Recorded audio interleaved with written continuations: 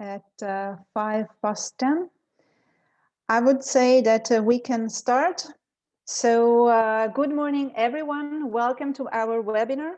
My name is Apollonia Tiziana Denitis, and I work for the Emilia-Romagna region. I'm the project manager of MISTRAL, and I'm very honored to welcome you.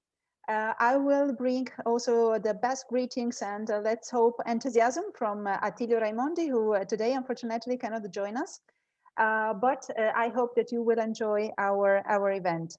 Let's start with what is MISTRAL about and what is our project about. So MISTRAL, as you can see from the first slide, here you have the exploitation, let's say, of our acronym. So MISTRAL, as we used to say with our partners, has the ambition to be the blue wind of innovation blowing in the Med area.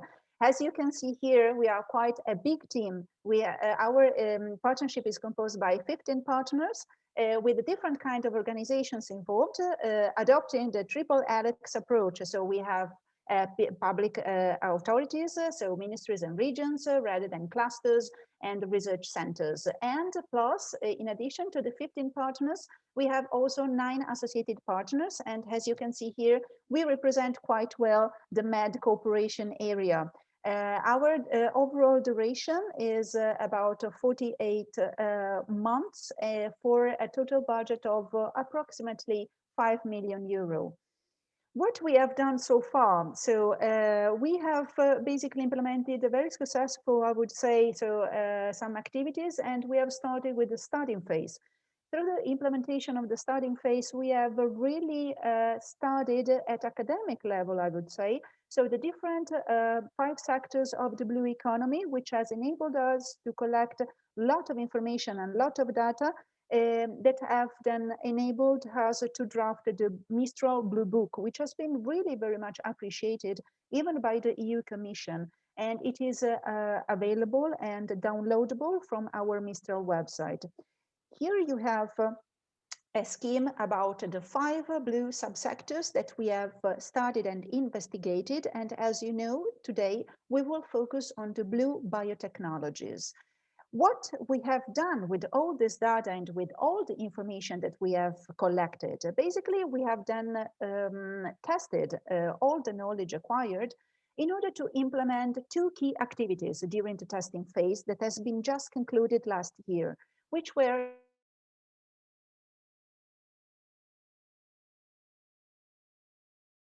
the business plan competitions and the matchmaking events. Through the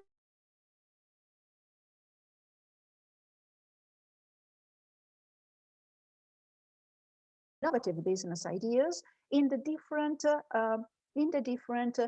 blue economy sectors that were listed beforehand. And thanks to these activities, we then have elaborated some very useful tools that are the guidelines and the toolkits to implement these activities, because in our experience, we have seen that there are really very innovative business ideas hanging around Europe, and our role will be, and our contribution will be, how to better support the exploitation with this innovation and innovative and competitiveness, competitive ideas. And to this extent, so we have elaborated these tools that are available also on our MISTRAL website, and you can really test how these activities can be implemented also in other areas. Following this phase of the project, we are right now in the implementation with transferring.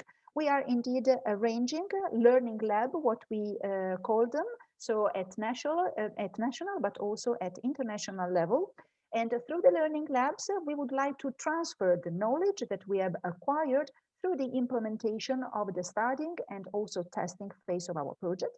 And then another aim that we would like to achieve is then to collect the contributions from different kind of stakeholders, also from you, through the fill and give of a questionnaire that we will later on ask you to fill in, which is really very easy to complete, because thanks to these different kind of contributions with the different backgrounds in terms of experience and in terms of knowledge, then we will be able through the organization of this different edition of Learning Lab. Here you have the summing up scheme, and I would take also the opportunity to warmly invite you to attend also the other events, because we'll be focusing on different topics. We will be then able, through your also contribution, to elaborate a regional actions plan and above all policy recommendations at MED area level, which will be very important in order to provide politicians hints and suggest on how to better support the exploitation of innovation in this cooperation area. And last but not least, I would before concluding so my presentation, invite first of all everyone to keep please your camera and your microphone off in order to have a more stable connection.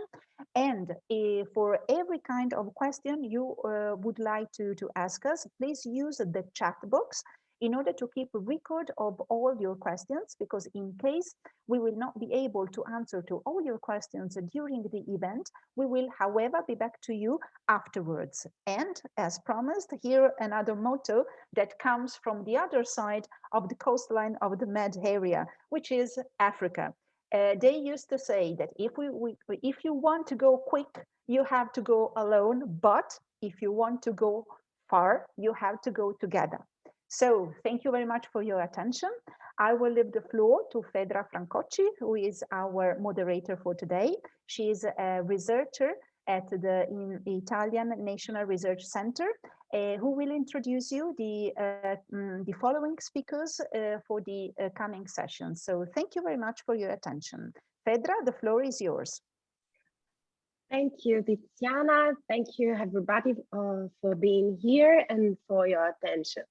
So Tiziana and the Emilia-Romagna region are the best coordinator ever, you know, just to start with the motivation. And I will take the MISTRAL flow and go ahead into the content. So as Tiziana anticipated, at CNR, we take care of the studying phase. So basically what we produced as a result that Tiziana showed is the blue book that comes as a report that goes into details of innovation potential and the enabling factors to implement and to bring innovation in action in the basin area.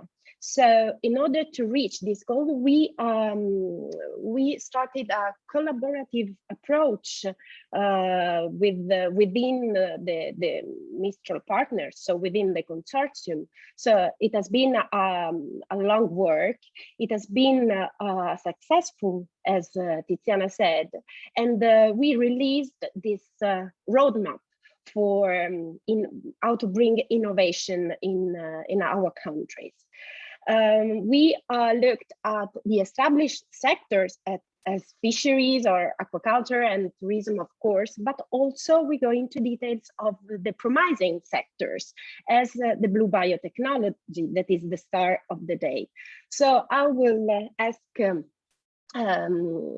University of Bologna that are presenting today the study made from all the partners of MISTRAL, and please Rossella Pistocchi that represents also the work done from the colleagues Giuseppe Fallini and Nura Raddadi, and they present the scenario that the Blue Book investigated within these years. And so Rossella, please, the floor is yours.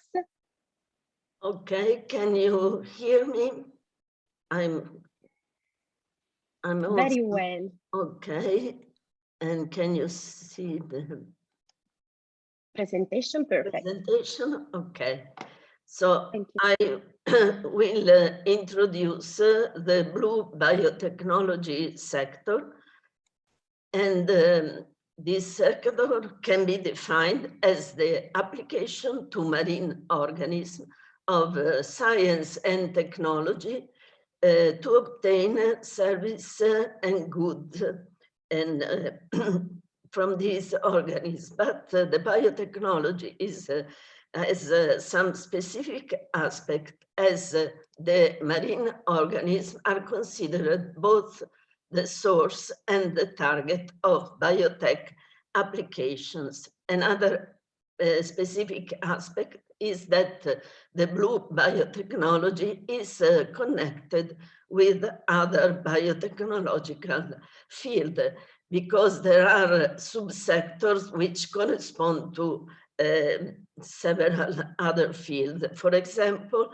the subsector related to health and pharmaceutical has the aim to produce advanced medicine and drugs and therapies, while the subsector linked to industrial processes aim to develop new products and also to decrease the impact of the environmental impact of industrial activity.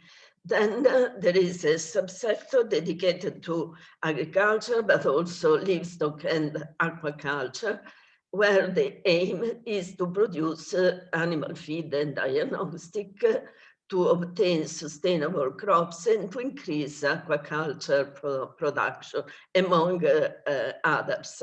And there is also a subsector linked to environment protection with the aim to reduce emission and to perform a better monitoring. And during the MISTRAL project, a survey of the status of blue biotechnology in the Mediterranean area was performed. All the countries took part to this survey. They were asked to participate to a benchmarking analysis. Then they suggested the innovation potential in their area, and also suggested gaps and key enabling factors. The result of the survey is in the dedicated part of the Blue Book. I will summarize now the main results for these three different aspects.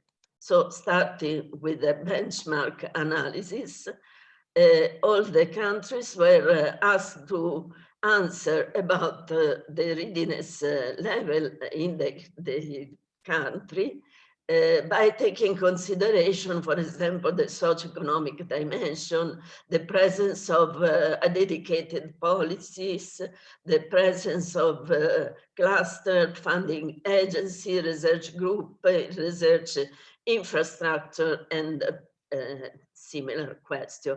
As you can see, the dark blue color indicate a high level of readiness, and only Spain indicated this level, a high level of readiness, without going in detail. For all the other countries, you can see only dark spots. In fact, in many answers, the different Mediterranean countries answered that that sector is in improvement, under development, having high potential, and so on. And with regard to innovation potential, it is recognized that this field has a high potential for the economic growth linked to the marine environment, but it is a young discipline, so many innovative activities will become economically viable only in the next future. And three general fields having high innovation potential have emerged across the Mediterranean area. These three fields are algae farming and exploitation, microbes and enzyme exploitation, and valorization of fisheries and aquacultures, byproducts and wastes. And we can see the localization of the answer. So all the countries suggested algae exploitation as having high innovation potential. almost all the countries except Portugal and Cyprus indicated all the countries indicated also bacterial excretation, except 2 countries, and only Spain and Italy indicated the fishery waste utilization. In going in more detail, I can see that the very innovative aspect is considered the development of new drugs, new food supplements, or cosmetic products for the marine organisms. And all the organisms are included in this field, including fishery waste. And another field with high potential is considered the development of biotechnological solutions aimed at the control, protection, and recovery of contaminated marine environments. And this concerns mainly microorganisms, microalgae, and algae, macroalgae. So why use the marine organism? The opportunities are given by the presence of a high biodiversity not yet explored. And many organisms, especially sessile or slow-moving organisms, need to protect themselves through chemical defenses. These chemical compounds are released in the water where they are readily diluted, and so they need to be highly potent. The benefits of natural compounds are believed to be better for health compared to synthetic molecules. And in addition, natural compounds can be non-toxic and biodegradable, especially with improvement of the environment health. One of the main constraints consists in the permanent availability of organisms that could provide sufficient amounts of compounds without harming the marine environment and its biodiversity and richness. Now we can see why all the countries indicated algae exploitation, and it is presumably because there are already well-established commercial application. For example, for microalgae, since a long time there are dried algae sold as food supplement, and although spirulina and chlorella occupy most of the market, and since a long time microalgae are cultured for aquaculture, for feeding organisms in small organisms in aquaculture facilities. But we can suggest something that have more potential, which are the compounds that can be extracted from microalgae and or are already commercialized. And this consists in a few pigments, especially beta-carotene and astaxanthin, but there is potential for more than this. And a few omega-3 fatty acids are already commercialized, and also paramino among polysaccharides, all for the nutraceutical market, but only few companies have this kind of activity, and there is a potential to improve this activity if we apply a biorefinery concept. That means that the biomass should be utilized not only for one compound, but for more products or processes. with regard to macroalgae, also there are established applications. We know that there is a food market based on the macroalgae, and also the extraction of gelling agents like agar. But there is also an important application in agriculture as biostimulants. There are already several companies producing a number of compounds that are on the market, and this market has an increasing trend. However, in Europe, these compounds are made with algae that are mostly collected from the field, and this poses some environmental concern. So the innovative aspect related to macroalgae could be the increasing interest in cultivation of macroalgae in aquaculture facilities, possibly coupled to also wastewater treatment. And there is an increasing trend for this. We can see from the map that in North Europe, macroalgae are highly utilized, both from harvesting or from aquaculture facility, but in the Mediterranean area, the application is still underdeveloped.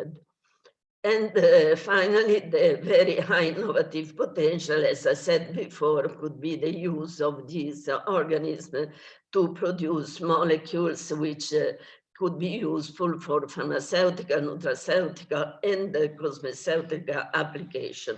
Many were already discovered in microalgae or in macroalgae, and it was found also a high number of effects, although the research is related mostly to in vitro assay, and so to a research level.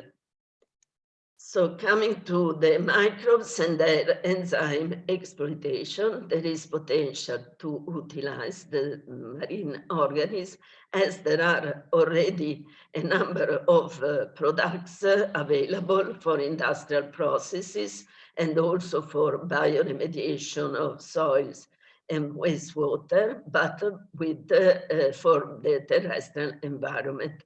There are not yet products for the marine environment. And there is another innovative aspect that many bioactive molecules that were isolated from animal organisms, especially invertebrates, are frequently discovered to have a microbial origin. So what is possible to obtain from microorganisms? For example, carotenoids, which have similar application as those found for algae. And it is possible to obtain antimicrobial compounds. There is the example of bacteriocins, which are active against other organisms, and they were found to be useful for food preservation, as we can see in this picture, for fish or tomato, and also for the treatment of bacterial disease in farmed animal in aquaculture. Then it is possible, are also very useful, the enzymes which have already discovered in extremophilic microorganisms, which are very resistant to high temperature, and two of them are already utilized in PCR application. Very useful is also the presence of sulfated exopolysaccharide, as these compounds have potential biomedical applications in anti-proliferation, wound healing, and sulfated group are very rare, but there is a report from a microbe isolated from seawater. In addition, we also know polyhydroxyalkanoids, which are studied in terrestrial bacteria, as they can provide bioplastics, and also some marine photosynthetic bacteria was found to produce these useful compounds. Then we have a potential application in bioremediation, for example, of oil spill, as now the chemical dispersants are used. They aggregate the oil particles, and some of them are degraded, but most of the aggregates go to the sediments, where they increase the toxicity because are not natural compounds. But as marine bacteria also produce biosurfactants, they could have the advantage to be biodegradable, to have low toxicity, and to be stable under marine environmental conditions. Then we have the third field, that is valorization of fishery and aquaculture byproducts and waste. There is a high potential because a huge amount of wastes are produced every year in all the oceans. So through the utilization of these discards, we can have we can limit the environmental impact of fishing activity. This waste still have useful chemicals that can be organic, like proteins, lipids, enzymes, or inorganic, especially carbonates. They can be valorized through biotechnological process and can provide compounds or materials. We have an example from shell of mollusks that are used in aquaculture, and they also have a lot of organic and inorganic material where very different applications were found, for example, in cosmetic, as food ingredients for the protein fraction, important presence of polyunsaturated fatty acids. Then the calcium carbonate can be used as drug delivery system. And in another sector, which is the livestock, the grounded shells are already used as buffer in acidic soils in agriculture, or as feed additive for poultry. And also it could be possible to obtain biopolymers. So the last part of the survey concern gaps and enabling factors. Most of all are common to all the marine resources, and also concern all the value chain, which goes from the discovery of the organism and the molecules to product development to the marketing. And the biotechnology sector also consider only the first, strictly consider only the first part. So with regard to discovery, it is necessary to discover new species, and there is also the needs to improve genetic and biological knowledge about the marine biodiversity.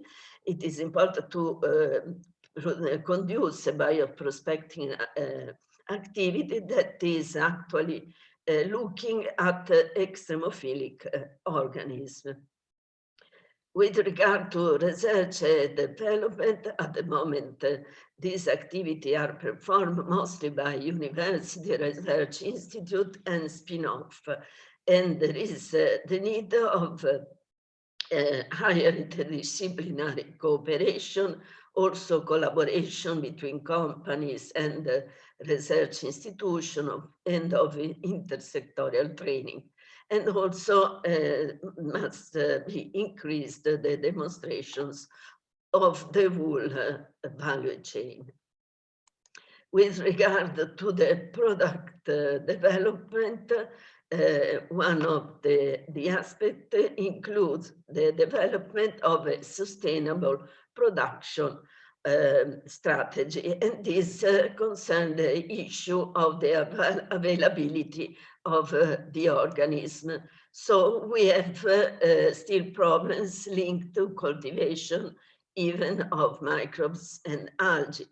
In fact, microorganisms usually participate to some symbiotic association and cannot be cultivated alone. And if it is possible, only part of their biosynthetic genes are transcribed. With regard to algae, we have already a lot of technology, but many systems fit only for few algal species. It is also difficult to scale up the cultivation, so the production is unstable, not only for environmental conditions, but also for the medium incursions by predator animals and by microbes that cause disease. So there is an improvement of technology, especially with the aim to reduce the cost. And also there is the need of improvement of downstream processes, especially extraction of molecule, in order to have a sustainable process.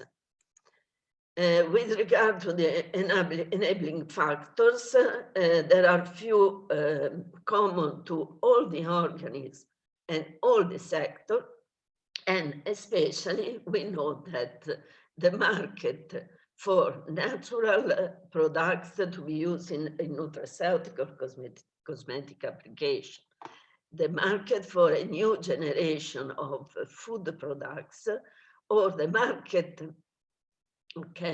for microbial enzyme utilization is at the moment is ready. There is an increasing trend, and there is also good acceptability of natural products in all fields, in animal farming, in agriculture, and for health.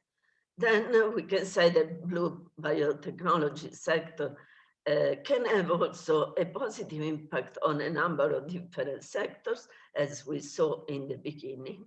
And one of the most important needs is the development of dedicated policies on the several aspects: microalgae cultivation, quality standard of the biomass, exploitation of wastes, integrated fishery waste management scheme, or decrease the restriction about novel foods and many others. Okay, thank you, and thank you to the colleagues who took part to the results, the compilation of the Blue Book.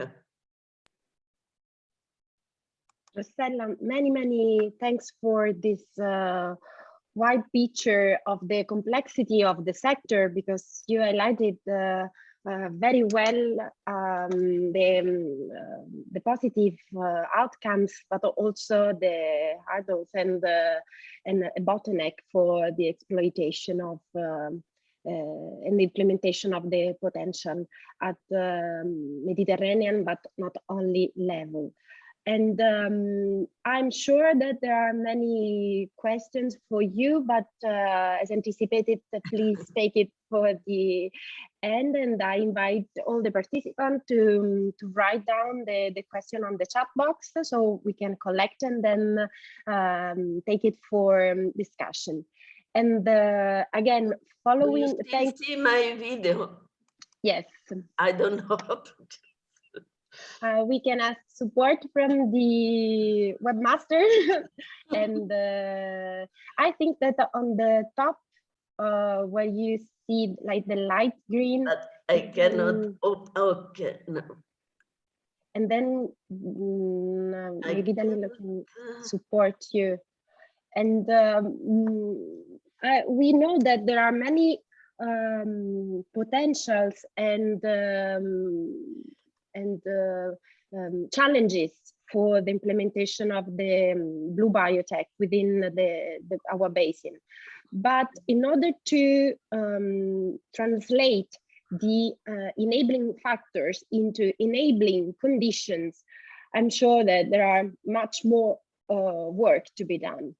And for this reason that I will ask to our MISTRAL partners from France, Portugal, and Greece to go more into details for and presenting us the state of the art challenges and opportunities of the blue sector in the blue biotech. So, do you still see my video? Yes. Okay. I think that if you... Okay. Probably now it's closed. No. No? Tiziana, maybe you can, as organizer, maybe you can change the sharing condition and settings.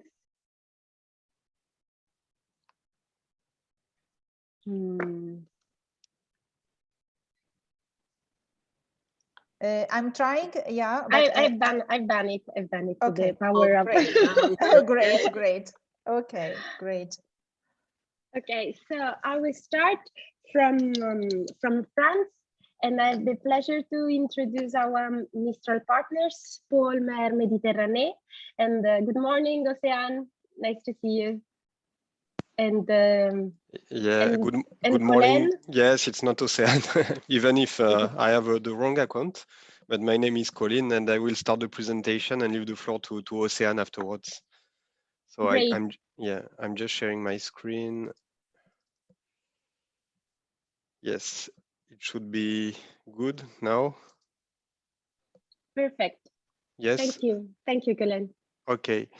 Sorry, Colin. Before starting, just an information for all the participants. In the chat, there is the link to the questionnaire in case you want to start to see the questions that we would like to collect the feedback from for the participants. So sorry for interrupting you, and the floor is yours. Thank you. No worries, Tiziana. So yes, my name is Colin Ruel. I'm working as a director of European project at Polmer Méditerranée. And before going into detail of the current situation of biotechnology in our territories, I would like just briefly introduce you our organization, because in my opinion, it can be interesting for you to understand who we are, and maybe we can have also some interaction. So in France, when we say clusters, or in our own language, we are called pôle de compétitivité. It's a national policy for France, and you have several clusters labeled by the French government, and we are quite old in the world of clusters, because we are born in 2005.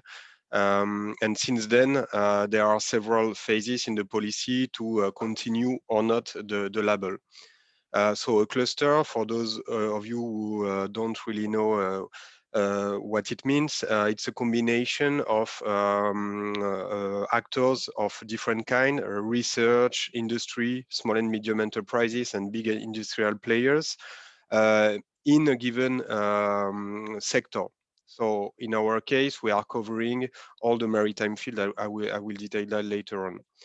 And in France, when we talk about maritime clusters, you have basically three main organizations. Polmer Méditerranée, which I represent with my colleague Ocean, and we are located, of course, in the south of France, next to the Mediterranean Sea, and we are covering the two regions of France touching the Mediterranean Sea. We have our sister cluster in Brittany called Polmer Bretagne Atlantique. And there is a cluster in Paris, which is more which is called Cluster Maritime Français, which is more there for lobbying aspects. The operational actors are the two Polmer, and we are sharing, as you can notice, a brand. We have almost the same logo. We are two different organizations, but we have links at our governance level and operational level.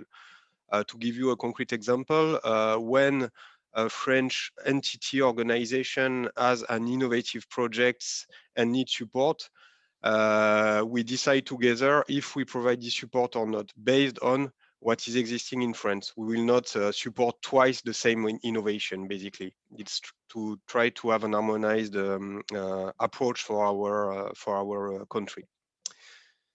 Okay. In terms of key figures, for the most important, we have 450 members today. So when you are members, it means that you are paying a membership fees to be part of our cluster. It's not mandatory, it's volunteer. So we have to be really efficient to keep our members and to get new ones, of course. From 2005, we are there to support innovative projects. So, and we provide a label. This label is given by our strategic committee, which is composed by the representative of our members. So, for instance, you are an entrepreneur, you have an innovative project, we support you to develop this project, and then after you present it to our committee. There is the research representative, the industrial players, and so on that challenge you, and then if you succeed, give you the label of our cluster. It's good for communication aspects, but in some cases, there are some national fundings that require this label. And from our origin, we have obtained 771 million euro of funding. It's public and private funding, basically, that has generated more than 1,062 million euro of investment, so which is quite good.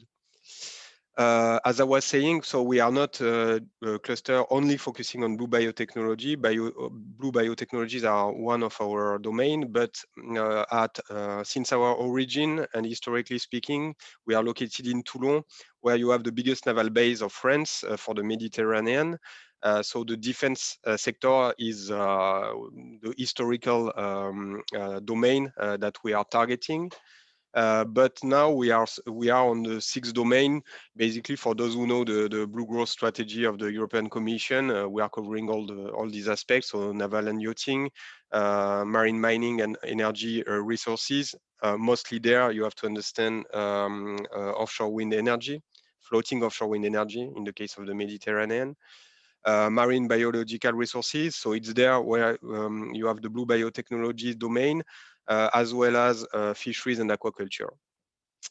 Environmental and coastal planning, in which we try to integrate the sustainable tourism aspect, but not just that, and harbors and logistics and shipping for the last strategic areas. I introduced our cluster saying that we are born from a national policy. It means that we receive partly some funding from the national government as well as the regions in which we are operating. But this support has decreased years after years, and we have to find alternative fundings, and we are doing that, developing a sort of accelerator for our members. So here you have the different type of services that we provide. Some of these services are included in the membership fees that our members are paying, but others not. To speak about something I manage, for instance, we can support our members to write a European project proposal because we have this competence, and this is of course very time consuming, and this is a paying service. But you have services for international development, training, innovation, and basic support service like matchmaking, networking, and so on. So now I will leave the floor to my colleague Océane, who will present you the blue biotechnology state of the art for our two regions. She will present some concrete projects from our members. Just before that, I just wanted to say that So MISTRAL is a project co-funded by InterregMed program, and you have two new, or barely new projects dealing specifically on blue biotechnologies that are running and that will go deeper in the topics and in terms of support to this sector. So you have blue biomed projects and BBlue projects, in which for BBlue we are partner too. So I wanted to highlight that. Océane. Thank you, Colin. So hello everyone, my name is Océane, and so I will now make a focus here on blue biotechnologies in our territories. So in relation with smart specialization strategy, blue biotechnologies are identified as a strategic priority. So for our both regions. It is still an emerging sector, and we have identified three main value chains of high potential for innovation. So the first one is algae production for high value compounds, which is the most developed sector, let's say, in terms of socioeconomic weight. The second one is a sustainable integrated multi-trophic aquaculture. And the last one is about the valorization of aquaculture and fisheries waste in added value sectors. So regarding our local ecosystem, the Marine Biological Resources Working Group is quite important and dynamic in our cluster. So it is composed of about 100 SMEs and around 30 research laboratories in which we can find Ifremer or the Institute of Villefranche, which are quite important in terms of research in the domains. As Colin said, so Palmer Méditerranée is also involved in a new other InterregMed project called BBlue, and it aims to build a blue biotechnology community in the Mediterranean. So now I will come back to each of the three value chain identified. For each one, I will present you one or two innovative projects. So let's start with algae production for high value compounds. So algae represent an emerging biological resource of huge importance for its potential application in different fields, such as healthcare and pharmaceutical applications. So for new medicine for patients, for instance, or cosmetics, or also agriculture, because biotechnology can improve animal feed, for instance. So in our territories, the research and development level is really strong regarding algae production and also microalgae, because it's yeah, there are a lot of potential. So I will present you several projects. So the first one, thank you. The first one is called Vasco. And it aimed to recycling industrial CO2 thanks to the capture of fumes by microalgae. This project was led by the Port of Marseille, and it was composed of two main phases. So the first one was experimental, and it was carried out between 2011 and 2012.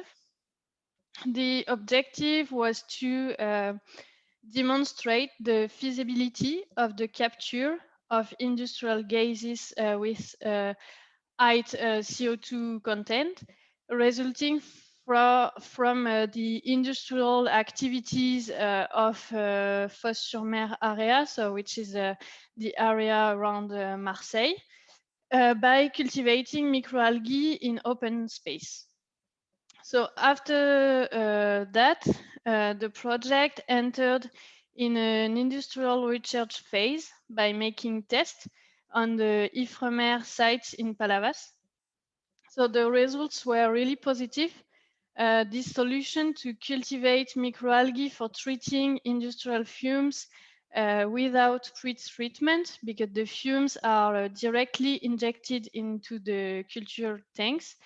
So this solution works, and so the potential is really high. So now the Port of Marseille and all the consortium, they are talking about the next steps, which is to implement an industrial scale demonstrator. This is the last step for bringing a solution to reduce the atmospheric emission of CO2 and the particles around the industrial port zone of Fos-sur-Mer. I have also two other projects dealing with algae that I would like to present you briefly to illustrate other domains of application. The first one is called Studima. It was led by an SME of our cluster. And the aim was to produce and valorize microalgae for the production of new additives for animal nutrition and animal health market. So these products are based on algae, and they offer an alternative to antibiotics. The second one is called Smile. Is also a project led by one of our SME called Microfit. This project received EU funding, and the aim is to produce and market natural active ingredients extracted from specific microalgae to contribute to products which, let's say, help to weight loss and cognitive function maintenance. So it's more related to healthcare. Thank you. So now I will present you the integrated multi-trophic aquaculture. So it's also something under development in south of France. It's considered as a highly promising solution for the sustainable development of aquaculture. Integrated multi-trophic aquaculture is based on the co-cultivation of several species. It is a closed ecosystem in which the entire food chain is present, and at each level, living organisms generate waste that can be used by other species. So to illustrate this point, I will speak about one collaborative project led by a research institute, so Institut Oceanographique Paul Ricard, which is working actually on a project. The food chain they chose for this project is illustrating here on the left. So they chose a wolf as kind of fish, sea urchins, ulvae, which is a kind of algae, mussels, and marine worms. So basically the algae and worms developed thanks to the fish waste, and the sea urchins eat the algae, and the mussel they are used to filter and clean the environment. So it's a closed system. My last point is about the valorization of aquaculture and fisheries waste in added value sectors. So it's also a sector of high interest and high potential, because in our territory and mainly in Occitanie, we have a lot of aquaculture farms. So waste can be used mainly to produce cosmetic products, for instance. Here, there is an example of one of an aquaculture farm, which is located in Occitanie, and they are producing big quantity of oysters, and they are developing now research and development activities to valorize the shells of the oyster, and they are developing some cosmetics products like creams and also some food supplements. So this is also something interesting. To finish, this table sums up the key challenges of the blue biotechnology sector in our regions. So regarding the research and development, of course, it still needs to be developed to know better the marine biodiversity and the potential application, to find also new applications and to reach new markets. It's also important to link or to consolidate, the link between the industrial and laboratories, between the needs and the possibilities to boost innovation. Funding also exists, but they are not easy to get to support blue biotechnology development and commercialization of projects. So yeah, there are some national or regional funds which are under development to support this sector. Also, when we speak about blue biotechnology, production are usually expensive and the access of the market are very long, especially for the pharmaceutical products, for instance. So one of the key challenges is also to reduce the production costs. And to finish, the policies are of course crucial for blue biotechnology development, as there are still an emerging sector. So thank you very much for your attention. And here there are our contact. We are at your disposal to answer of your questions. Thank you very much to Colleen and Ocean for their really precise description of which is the situation, and you also demonstrated how clusters is already an enabling condition for implementation of the value chain and the sectors, even with the bottleneck that you highlighted very well, but also it is really the good environment to make flourish the value chain. So thank you very much. And I will now introduce our partners from Portugal. It's my pleasure to introduce Alexandra Carreira from Alentejo and Elena Adao from University of Évora. So Alexandra is also the leader of WUPI5 that Tiziana anticipated in the introduction. And who is going to start the presentation? Alexandra, or? Yeah, it will be me. Good morning, everybody. I'm trying to put my... Yes, we are almost there. Perfect. Thank you. Thank you very much. Thank you. Okay. I will speak a little bit about the state of the art of blue biotechnology in Alentejo in Portugal. In Portugal, there are more than 20 knowledge centers in marine biotechnology spread through the country and with highly qualified human resources in this area.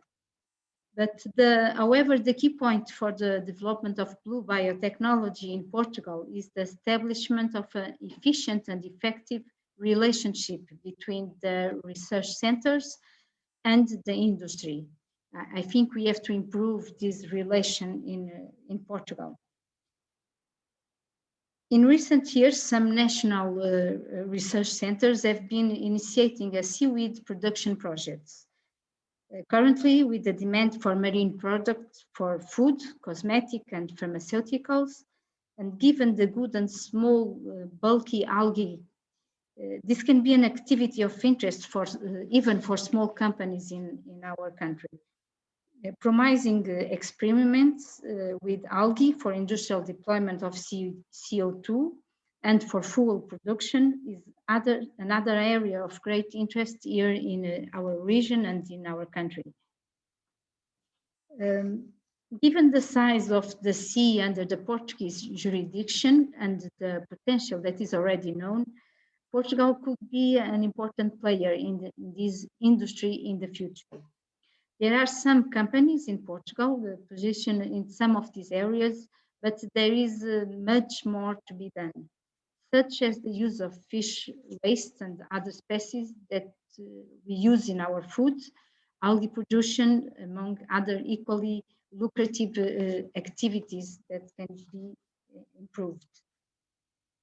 In our national strategy for the sea, 2021-2030, that is now for approval, we have as priority areas for action, we have the bioeconomy and blue technology. It is also in the smart specialization at the national level and in regional level for Alentejo also. I think in the next years we will improve our investments in this area. In Alentejo, the blue biotechnology sector is underdeveloped at the moment, but some research activities have been carried out in the area of barnacle aquaculture, and the results show that there is a high potential for improve this area in the region. There is a considerable marine biodiversity in Alentejo due to its geographical and geophysical conditions that can be used as raw material for different industries in the future. It is also important to highlight the existence of CMR, the Laboratory of Marine Science of the University of Évora, which is located in Sines. Sines is a city in the coast of Alentejo, and they are developing now several research projects of blue biotechnology, in particular in these areas: coastal ecology, biology and conservation of marine living resources, and marine pollution. MARE, Marine and Environmental Science Center, is a center for research, technological development and innovation. And it is an integrative and holistic approach, concentrating in the wide diversity of expertise, skills and capabilities, and with a nationwide territorial implementation, and that develops its activities are oriented to the societal challenge in close partnership with national and international centers. As you can see here in the map, there are 5 universities involved, more than 5, because in Lisbon there are 3. And we have University of Évora, and they have different labs also in the coast of Alentejo. MARE combines technical and scientific expertise to address all types of aquatic ecosystem, river basins, coastal systems, and ocean. And in the current context of regional and global change and cumulative anthropogenic impacts, the blue biotechnology is one of the research thematics in MARE. But it was just a small presentation about the things here in the Alentejo and Portugal, but I will pass the floor for the Professor Helena Adão, because she is the responsible of MARE in the University of Évora. She's a researcher also, and she will speak about the projects that they have running now in the Alentejo and in MARE. Okay, thank you very much, and I will pass the floor. Please, Professor Helena. I will.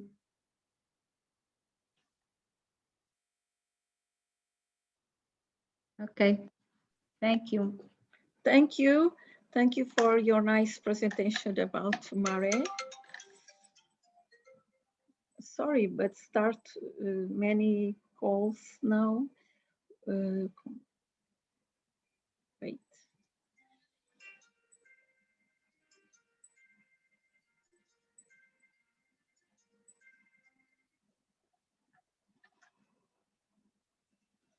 Do you see my PowerPoint? Perfect. Yes, Yes, you are. It's perfect. Okay.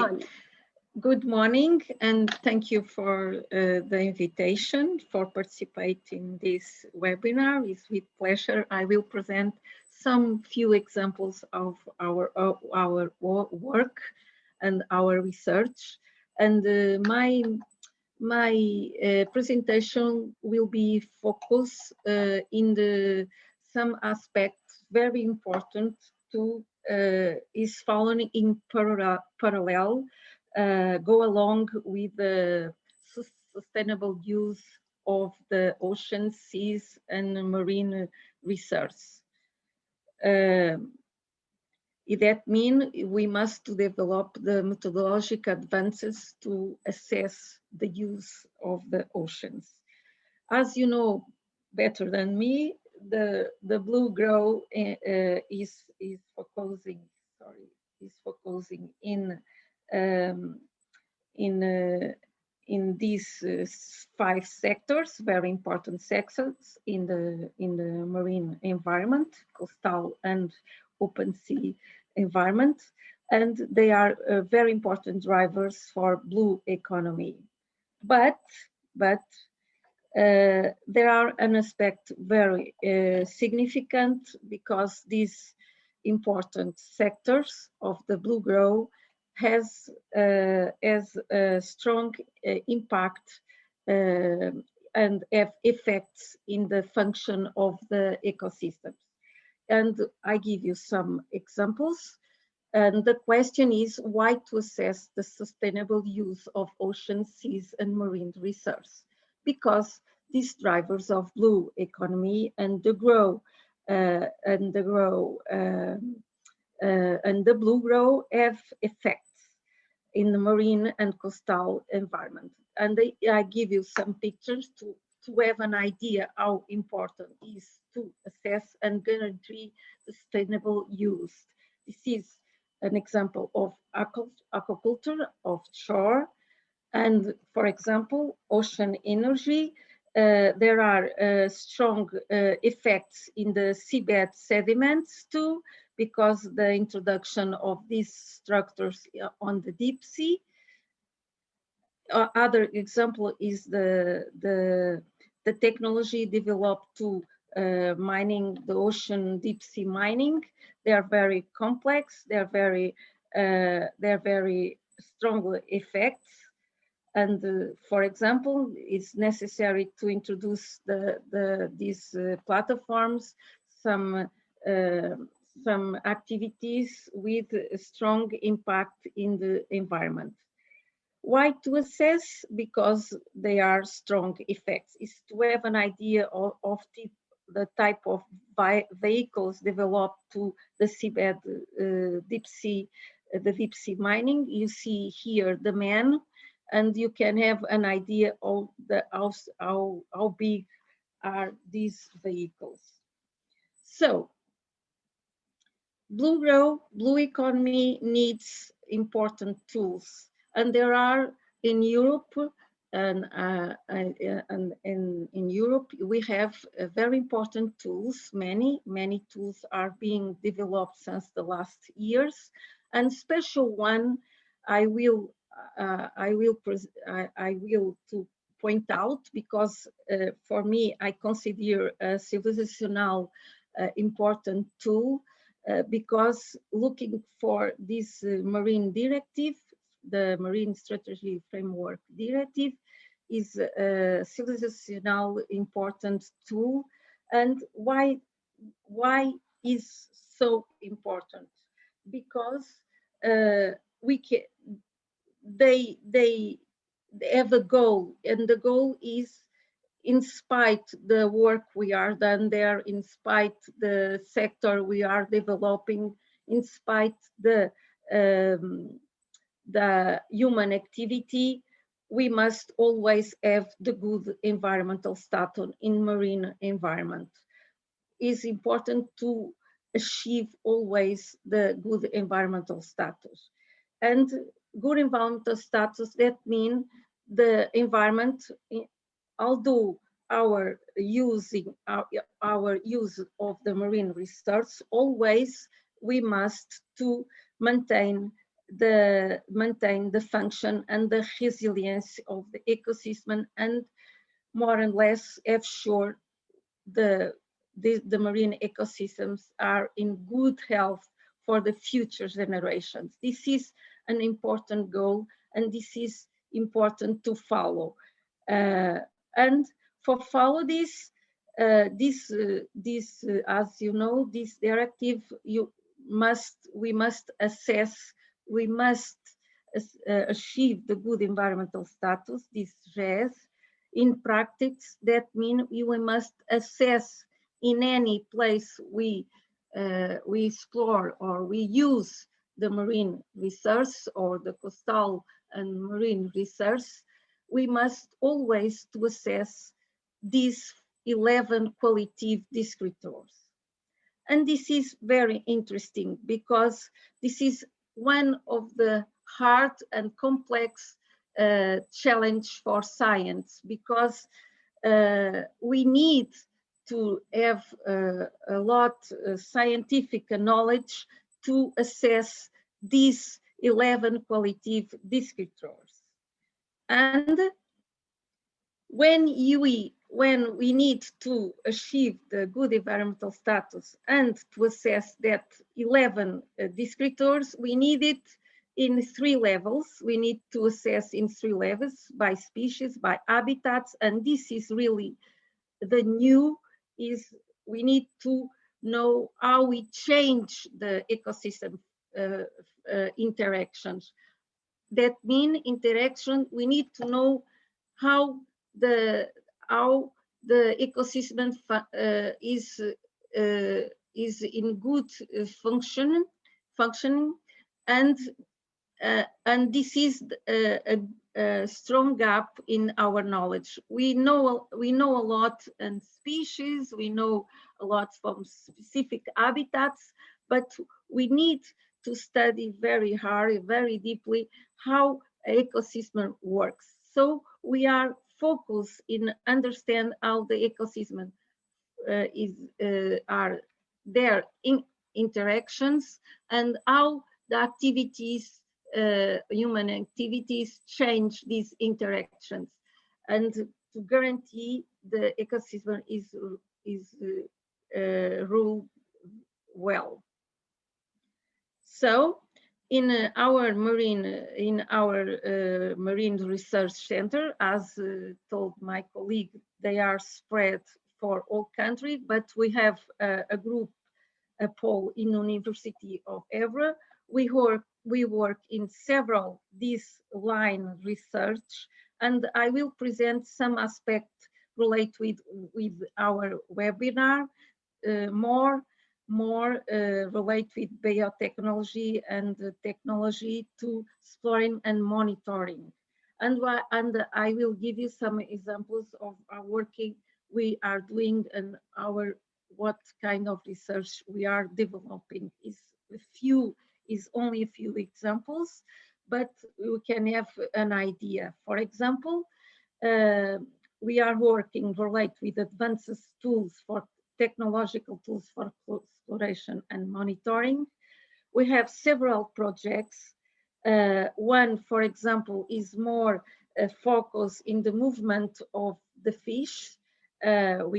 Because this is related with the aspects of the assess that descriptors. For example, we study the impact of the noise relate with human activities in fish fitness. We work with the response in the genome of the fish as relate with their habitats. And for example, we try to understand how the quality of the organic matter in the sediments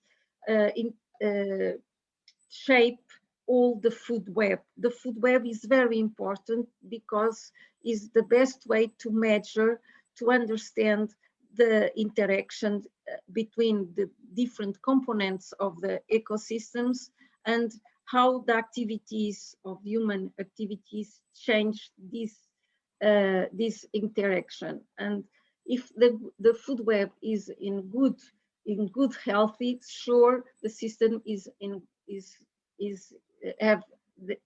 function.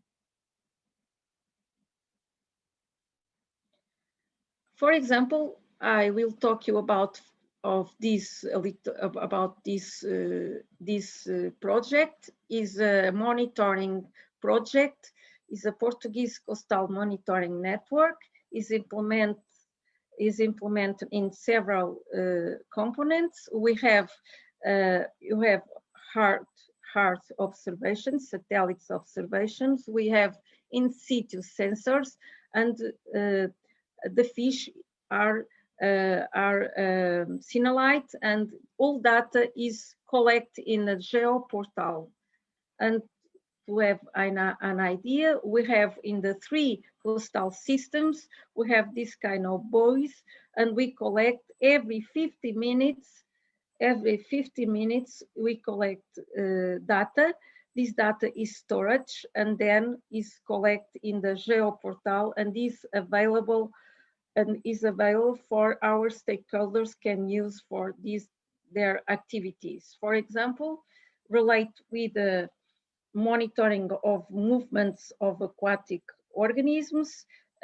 We have systems, we introduce acoustic transmitters, and we can follow the movements of the aquatic organisms, including fish. This is very important for, as you can imagine, for fishery and for the activity.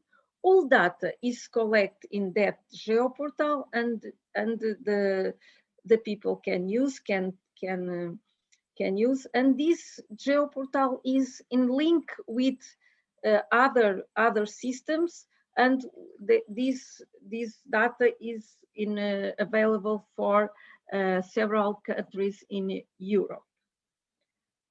Other example of development of new tools to assess the impact of the effects of the human activities. For example, we developed this kind of research. We know these animals live in sediments, have good answers concern the change of the ecosystems.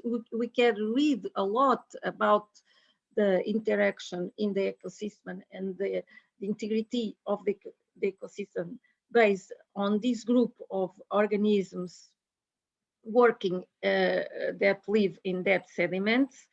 And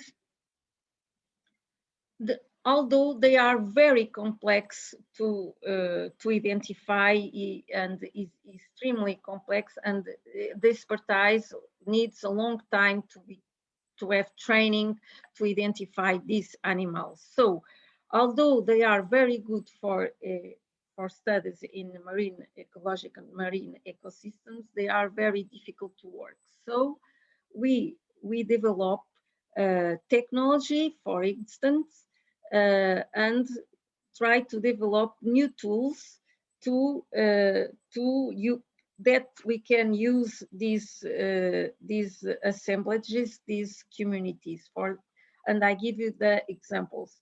We try to use by molecular analysis, by metabarcoding. So first we take a picture of the animal, we extract the DNA, and we identify by barcoding. In the end, we have the barcoding of the community, of some place. In the end, we know all the barcoding of this community, and we can read by advanced molecular tools. For example, this one, we can read if there are change in the biodiversity, if they decline, if they increase, if the biodiversity is maintained.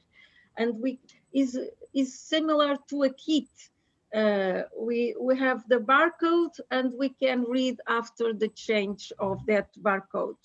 Other example of other developing tools, advanced tool, and very complex and technological tools, but with very good results. For example, the descriptor of marine strategy relate with food webs. is highlighted as the most difficult to implement due to the significant lack of knowledge on the functional aspects of the marine environment. So there are a very interesting tool and we are developing in this moment this project. We want to know how the quality of the organic matter and the different microbiome of sediments change these interactions. This is very important because the quality of the organic matter produced by the aquaculture devices. Elena, sorry for interrupting you. You have 1 minute to go. Okay, I will finish. Thank you. I will finish. You have here, we use the ecology of isotope analysis based on isotope analysis of carbon and nitrogen, and we can have this kind of information. And by this biplot, we have the information who eats who. That means we can read the change of the trophic webs by the isotope analysis. Other example, not the last but not the least, is in the last few months we have this project as important information based in high technological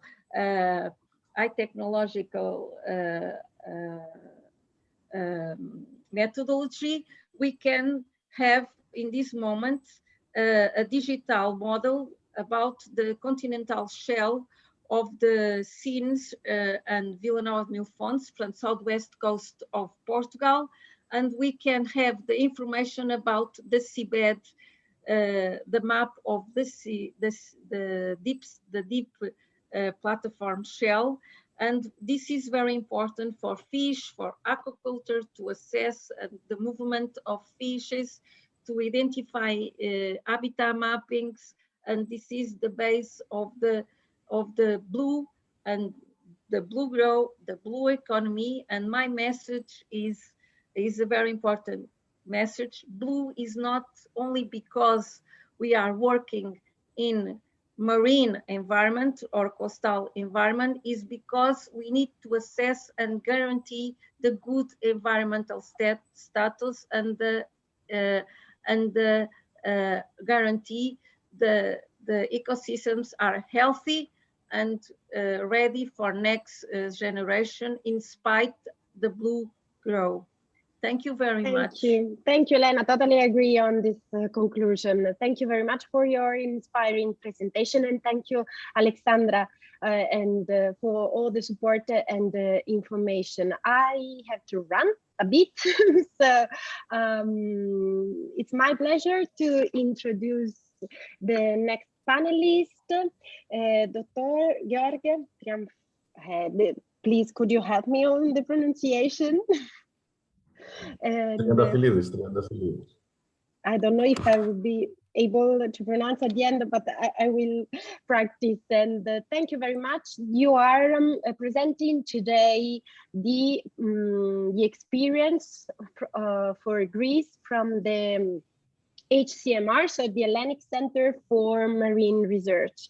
HCMR is also partner of MISTRAL, and they collaborated very much for the studying phase and for the next phase. So the floor is yours. Thank you very much, George.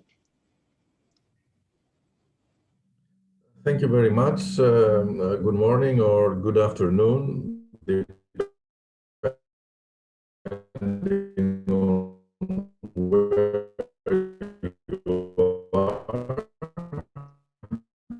I don't know if there are problems of connection. Maybe maybe you can switch off the camera because the connection is very.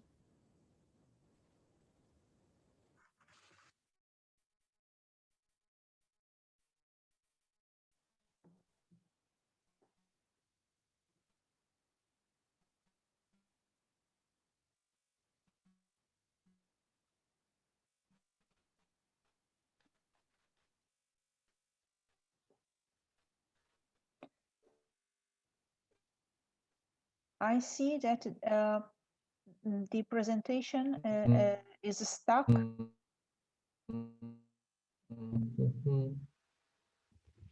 you hear me?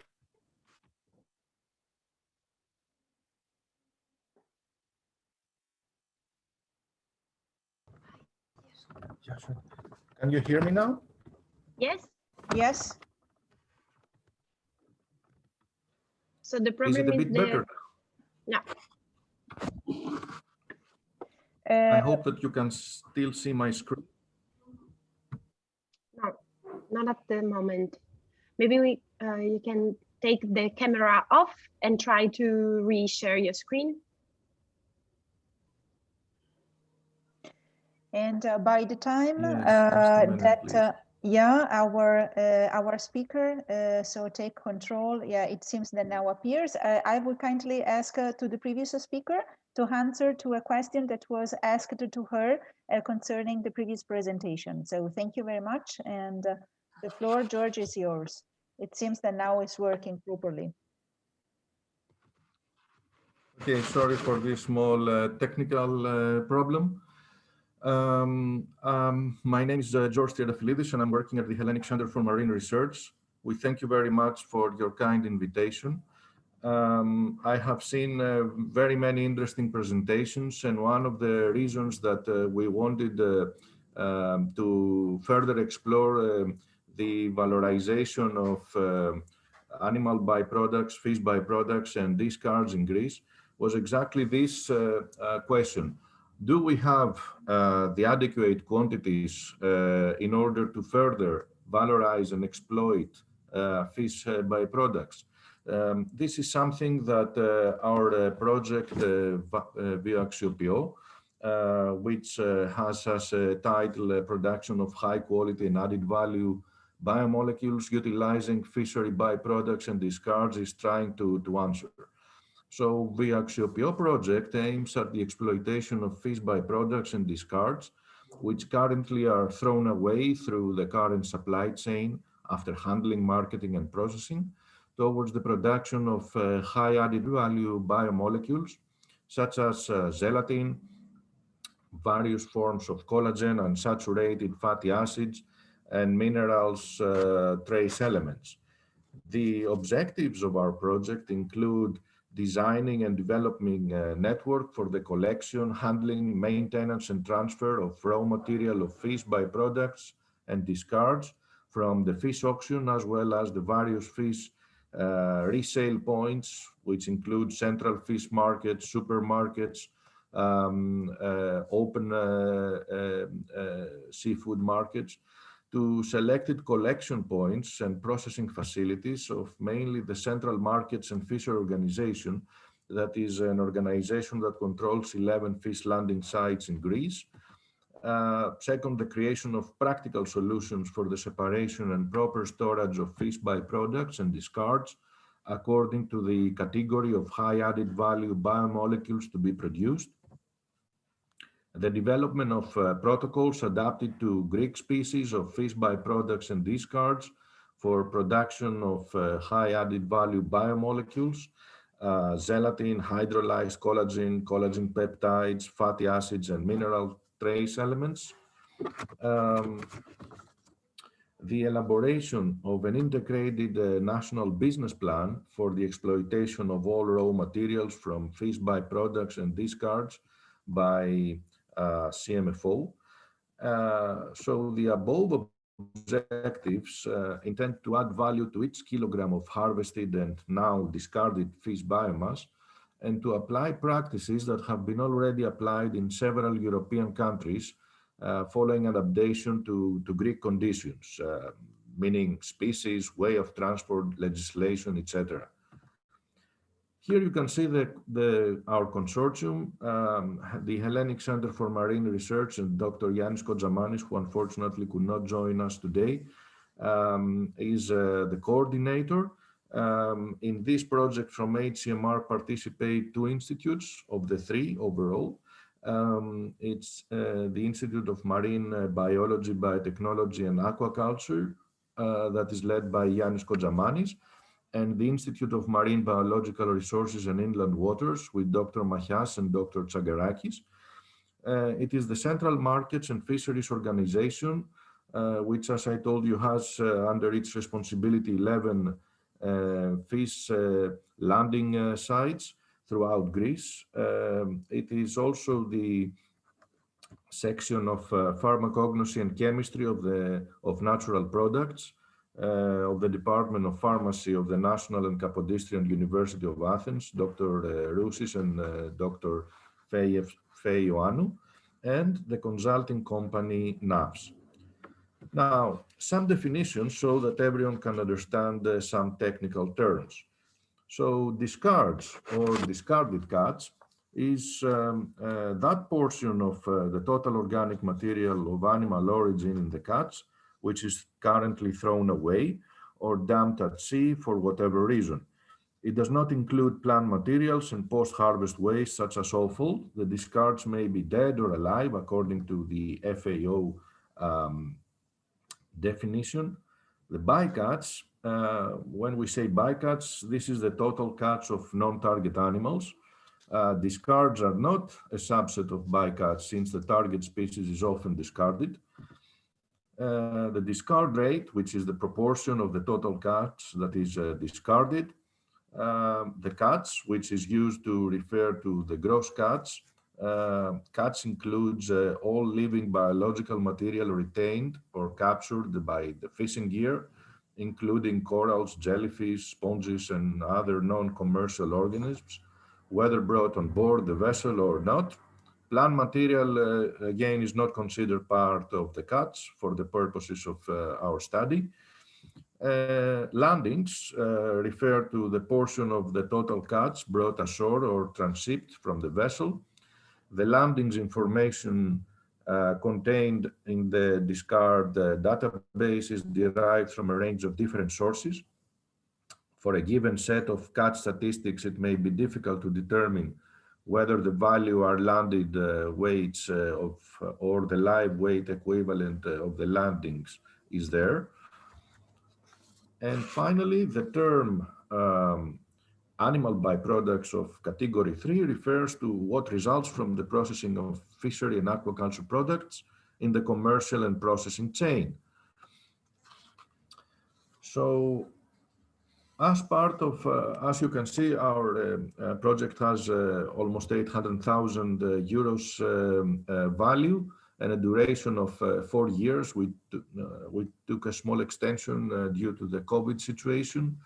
And here you can see that we have 5 work packages. As part of this project, a feasibility study and a comprehensive national business plan will be prepared on the utilization of all forms of raw material from fishery byproducts and discarded fish, and the development of a nationwide network for the collection, conservation, and distribution of the total biomass that can be utilized by area and time period during the year. So a systematic study and collection of quantitative data on fishery byproducts and discards has already been carried out in the context of Vioxiopio in order to take this data into account and to develop a strategy for potential collection and processing points for the production of high added value biomolecules. First, a summary of the available data from the 11 fish landing sites of CMFO was made, as well as the data of the National Fisheries Data Collection Program from sampling on trawlers and purse seiners and the integrated fisheries information system on fishery production, the landings, from these 2 fishing years in 12 areas for the years 2015, 16, and 17. For the estimation of fishery byproducts and discarded fish per month and area, it is important to record what quantities are caught, where they are landed, how they are transported, as well as which are not traded and sold on the fish landing sites and end up as fish byproducts. In addition, to make an assessment of the animal byproducts from the processing of fish in the wholesale and retail trade and processing chain, we have developed maps that you can see here. In short, there are three potential sources of raw material for the production of these high added value biomolecules. The first one is fish, unused catches, which are catches intended for human consumption, that for various reasons are not ultimately sold through the fish auction process. The estimate is that on an annual basis, these catches amount to about 722 tons, which is not much. These are the 87% of these catches of this biomass is concentrated in 3 fish landing sites in Piraeus, in Nea Michaniona, and in Kavala. The second source is discards. Discards are estimated throughout the country for all fishing gears and fleets at approximately 11,000 tons per year. However, as the coastal fleet, and in Greece we have almost 14,500 vessels, operates throughout the territory, it is difficult to integrate them into a central planning since the landing points are scattered throughout Greece. The coastal fleet discards about 3,400 tons per year, and as it is scattered throughout the Greek territory, these quantities cannot be included in a first phase in a central exploitation plan. Thus, I repeat, in the first phase, emphasis should be placed mainly on trawlers, about 246 vessels that discard 5,850 tons on average per year, and secondarily on purse seiners, 239 vessels, almost 1,800 tons of discards every year. The data show that the average estimates of discards per month and per area cumulatively for trawlers and purse seiners are 7,653 tons. And finally, the category 3 animal fish byproducts from the processing of fishery and aquaculture products in the commercial and processing chain. The analysis showed that there is a potential source of raw material for the production of high added value biomolecules in the order of 12,000 tons from the processing of fishery and aquaculture products in the commercial and processing chain. It is obvious that the largest quantities are concentrated in Athens, in Attica region, around 4,420 tons of animal byproducts are produced. And all these nowadays end up in landfills along with other municipal waste. Respectively, in the region of Central Macedonia, today are produced approximately 2,170 tons, and smaller quantities in the other regions. So the above sources, if classified by geographical area, show that the total potential sources of raw material for the production of high value added products is in the order of 20,297 tons on an annual basis. The largest quantity is recorded in the region of Attica, where almost 5,000 tons per year could be collected and utilized. This is almost 24% of the total. It is followed by the region of Eastern Macedonia, Thrace, in Kavala and Alexandroupolis, where we have 3,850 tons, and the region of Central Macedonia with 3,850 tons per year. So in any case, these areas account for 61% of the potential raw material for the production of high value added products from fish byproducts and discards. So the expected results of our project. First is the in-depth understanding of the possibilities of utilization of fishery byproducts and discards in order to produce biomolecules of high added value. the creation of high added value biomolecules production protocols that will be specialized in the species that exist in the Greek seas and are suitable for fishery byproducts and discards that come from Greek and Mediterranean fisheries. Third is the creation of a database where spatio-temporal factors will be combined with specific species of discards of Greek fish fauna and the knowledge of their composition in order to create a strategy of the possibilities of production these high added value biomolecules based on economic and environmental parameters. The creation of specialized protocols for handling, transporting, maintaining, and processing fishery byproducts and discards, depending on the production capacity of high added value biomolecules. This will be determined according to the season and the region in order to achieve the desired economic and environmental results.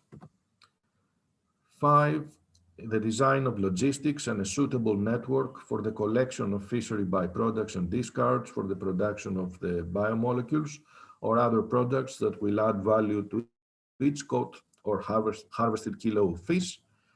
The creation of knowledge and of a national exploitation plan of fish byproducts and discards. 7 is the creation of a network of stakeholders and the development of a win-win relation with Greek fishermen. It is the production of integrated technical and financial plans that will allow the Central Markets and Fisheries Organization and the manufacturing industries of Greece for the adoption of plans and investment opportunities for the production of high added value biomolecules, as well as the reduction of the environmental footprint of fishery byproducts and discards as a waste.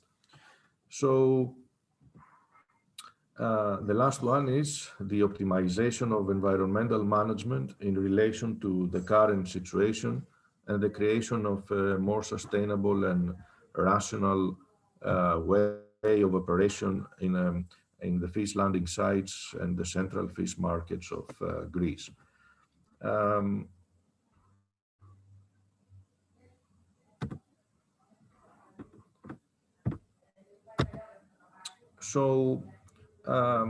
The successful implementation of our project will lead to the creation of new jobs at all stages in the fishing, processing, distribution and marketing of the developing sector of the blue economy.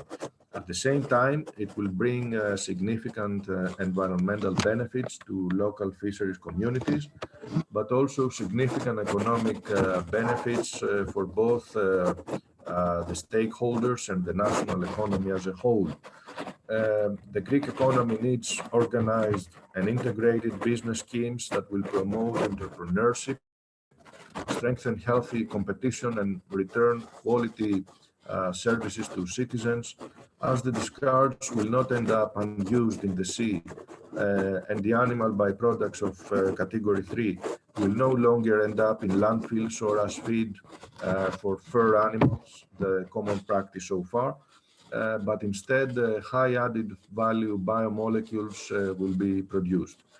So the aim of the successful implementation of the Action Flow is to utilize the results based on the strategy that will be largely dictated by the technical feasibility study, investing in the near future so that fisheries, byproducts and discards will allow to enter dynamically in new specialized markets with new products.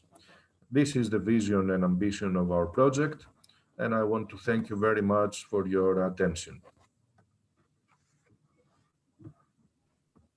Jorge, thank you very much for your presentation and for many inputs and good practice that you revealed. So I really appreciate the analysis from a geographical level of the supply chain and the potential of conversion into added value. And this is really at the core of Mistral, so how we can learn each other. So thank you very much. I take the question for the next phase. So thank you Thank you again, George.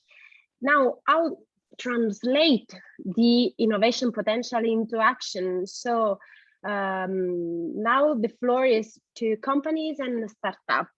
And we started from Alessio Adamiano of Recovery Ingredient, that is the spin-off of CNR that participated to the competition that get the prizes for the best idea and the best business project. So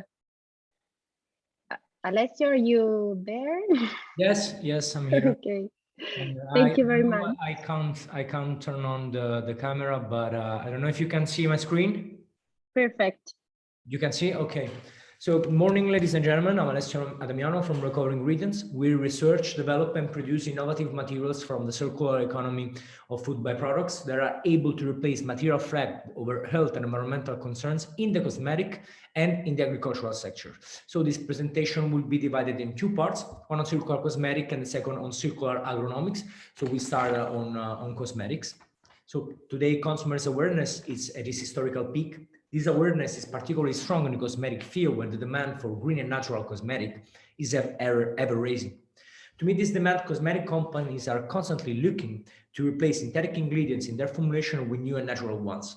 But paradoxically, for some of the most critical ingredients, such a replacement is very difficult due to the lack of natural alternatives. This is the case of sun care products. I give an example where the active ingredients, the so-called UV filters, that should protect our skin from harmful UV light, are considered dangerous for human health by FDA and AHA. According to this agency, 3 out of 4 sunscreen on the market contains chemicals potentially dangerous for our health and that of the environment, especially for coral reef, as you can see from the pictures here on the corner. So the media spotlight on the controversial, toxic, and reef damaging sunscreen has boosted new product development for natural and sustainable options. Another category in a huge need of replacement is microplastic. We are talking of small plastic particles intentionally added in personal care products as technical ingredients. From 2020, AHA banned microplastic from the cosmetic sectors and is thinking to enlarge this restriction to all synthetic polymers by 2025. So we are talking of a huge category of ingredients used in cosmetics for which there are no sustainable alternatives. So differently from macroscopic wastes like bottles or bags floating on water surface, UV filters, microplastic, and synthetic polymers are invisible. But as in the case of iceberg, where the underwater invisible part is much larger than the visible one, they are a much bigger threat to our health and the environment, especially for the marine environment that is the sink of all these chemicals. Moreover, it's in the marine environment that these invisible pollutants contained in cosmetics can damage precious ecosystems like coral reef or bioaccumulate along the trophic chain to get back to us as food. So this is why at Recovery Ingredients, we research, develop, and produce natural cosmetic ingredients from the circular economy of marine biomasses. In one sentence, our philosophy is from the sea to the sea. Our materials, in fact, merge high eco and biocompatibility with a safety profile in line with the most stringent international standards and high cosmetic performances. There is a second reason that pushed us to use marine-based biomass, and it is that a great part of it is neglected from valorization processes. Let's consider fish as an example. Only the 40% of fish is consumed as food, and the 60% that made of byproducts go to the pet and feed industry mainly. But in these byproducts, there is a great quantity, up to 100 kilograms of minerals, sometimes called ashes, with no nutritional values, but with a great potential value on the cosmetic market that go completely wasted. Another similar things happens with seashell. Here, the byproducts consist in seashells with a broken shell or not marketable or out of size or a species that do not have a market. They go directly to the landfill. Of 300 kilograms that go to the landfill, 270 kilograms are made of high purity calcium carbonate that constitutes the main component of the shell itself. That once again got wasted. But why do I insist on saying that these minerals, they got wasted? Because synthetic minerals like calcium phosphate and calcium carbonate or extracted also from ore deposit are already employed in cosmetic products. So in a sector with a high margin and high profit. So We cannot tolerate such a waste of materials, and that's why we developed a scalable and green process to recover the mineral part from these byproducts. So following this approach, we patented our first product, Marine Boost, that is a photoprotective calcium phosphate extracted from fish bones of natural origin that are able to boost the sun protection factor of any sunblock product. We have already used this ingredient in several formulations, and our tests show that Marine Boost is capable of increasing the SPA factor of a formulation from medium to high. The second product that we have developed is sea powder. This is a biogenic calcium carbonate extracted from seashells that can be used as technical ingredients to replace microplastic and synthetic polymers in product for the personal care. We are actually currently using these ingredients in several formulations, so the TRL in this case is a bit lower. So with these two products, we want to get in the global market of cosmetic ingredients, and our entry point are, of course, the UV filter synthetic polymers sector that combined have a pretty big share of this market with a 5% CAGR over the last 3 years. And with our first two products, we will get a share of the 1% of this market at the end of year 5.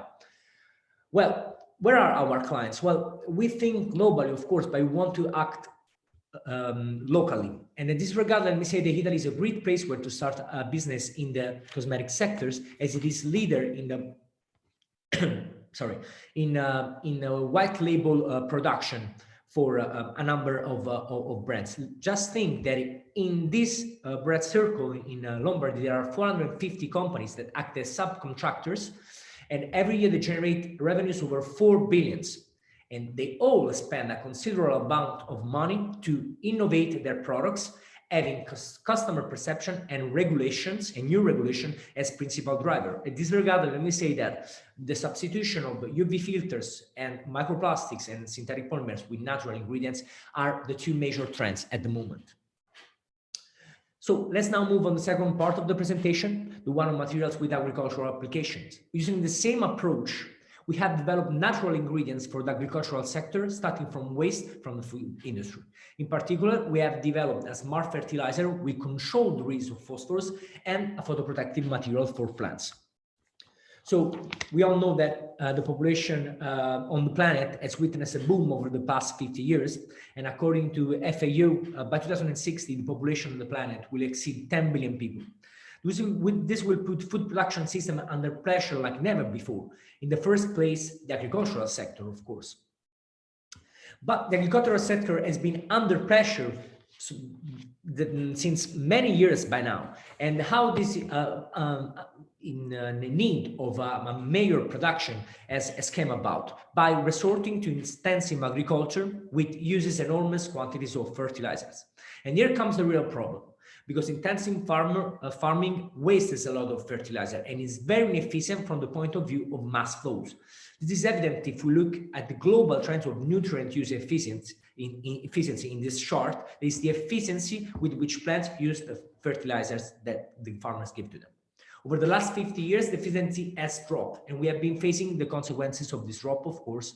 We all know that. Deforestation, massive use of agrochemicals, and of course, algal blooms due to the leak of nutrients. So in this scenario, plant nutrition is fundamental, and is really of fundamental importance to increase the NUE of plants, of course. And among the plant key nutrients, which are potassium, nitrogen, and phosphorus, the last, phosphorus, is of great importance, as it plays a double critical role. Firstly, half of the world's agricultural soils are deficient in this element. Therefore, it is not possible to grow anything without using phosphorus-based fertilizers. Second reason is that phosphorus is a finite resource on the planet, extracted from phosphorite, which is a mineral that is extracted from ore deposit. Well, so the peak of phosphorus is expected by 2030. It is 10 years by now, less than 10 years. But in the recent past, the price of phosphorite has already experienced a strong increase, like in 2008, when the price of this mineral grew by 70% in just 14 months, leading some nation like China to impose a huge export tariff on it. Furthermore, much of the phosphorite in the world comes from one country, Morocco. almost the 85%. This, of course, creates a strong dependence for countries, for all the other countries in the world, which have very little local resources of this element. So it is essential to develop a circular economy of phosphorus. And in this respect, the main phosphorus-rich byproducts in our economy are manure, sewage sludge, and biomass from animal slaughter and the food industry. This is meat and bone meal. So this table here summarizes the situation in Europe, but it's more or less the same all over the world. So what is the difference between these three sources of phosphorus? So as you can see, the first is the quantity that is already recycled. Okay, it is much lower for bones respect to the other sources, much lower, just 6%. The second is the concentration of phosphorus. That in turn is the highest for bones. You can see it's the 12–15% respect to 1–3% of manure and sewage sludge. Well, the third, of course, is purity. That in particular is enough for the economical use of manure and meat and bone meal, but not of the entirety of sewage sludge, as it is too full of, there is a too high concentration of heavy metals in particular. But so the question is, why bones, differently from manure, are not recycled, are not used in agriculture? Well, simply because, like dinosaur fossils, their degradation is very slow. And so it is the release of phosphorus, which remains therefore not available for plants. Moreover, many countries has banned bone meal from the animal feed industry. So the vast majority of animal bones are incinerated to ashes. These ashes, in turn, cannot be of use as soil amendments in agriculture. This happens because phosphorus remains in the ashes, yes, but one part of it is extremely soluble and is quickly washed away from the soil, causing pollution problems like water contamination and phosphorus enrichment. So while the remaining part is highly insoluble and enduring the soil, this leads to a progressive and rapid deterioration of the soil quality due to the increase of the insoluble mineral content. So the recovery ingredients, in the last year, we have developed a solution to this problem. And in fact, we have developed agronomical products from the circular economy of food byproducts, in particular from bones, fish bones, but also bones from slaughterhouses. In one sentence, once again, our philosophy is from to food, back to being food. Our material merge, once again, high eco and biocompatibility with sustainability principle and with high agronomical performances that make our product recommended for use in intensive agriculture. Following this principle, we developed and patented Smart P, a material obtained from the conjugation of calcium phosphate that can be both of synthesis or extracted from bones with humic acid, also natural or synthetic. Smart P is a phosphorus-based ingredient for the production of NPK fertilizer that holds the ability to release phosphorus exactly when the plants need it. From this chart, you can see that by controlling the amount of humic acid on our material, we can control the release rates of phosphorus. We, of course, have also other data to show. We performed some greenhouse experiments on corn plants that show that Smart P give much better performances than traditional P fertilizer, fused superphosphate. In this case, that is let's say the standard in agriculture, just at half its concentration. So you can see in the chart on the right, the growth of plants with commercial standard in red, synthetic hydroxyapatite in green, while all the other colors are different kinds of Smart P with different content of humic acid. You can see that Smart P gave much better performances in terms of corn growth. So in the last experiment that I'm showing you, we basically replied the experiment by applying a salinity stress, adding 3 grams of sodium chloride per kilogram of soil. In this condition, the difference between biomass yields obtained with Smart P and with traditional fertilizer was even more evident. This means that Smart P is not only capable of increasing the yield of biomass per hectare, but can do that even in a biotic stress condition where the harvest will be almost zero, nil, null, using commercial fertilizer. You can see that the picture here on the top corner on the left is pretty much explicative.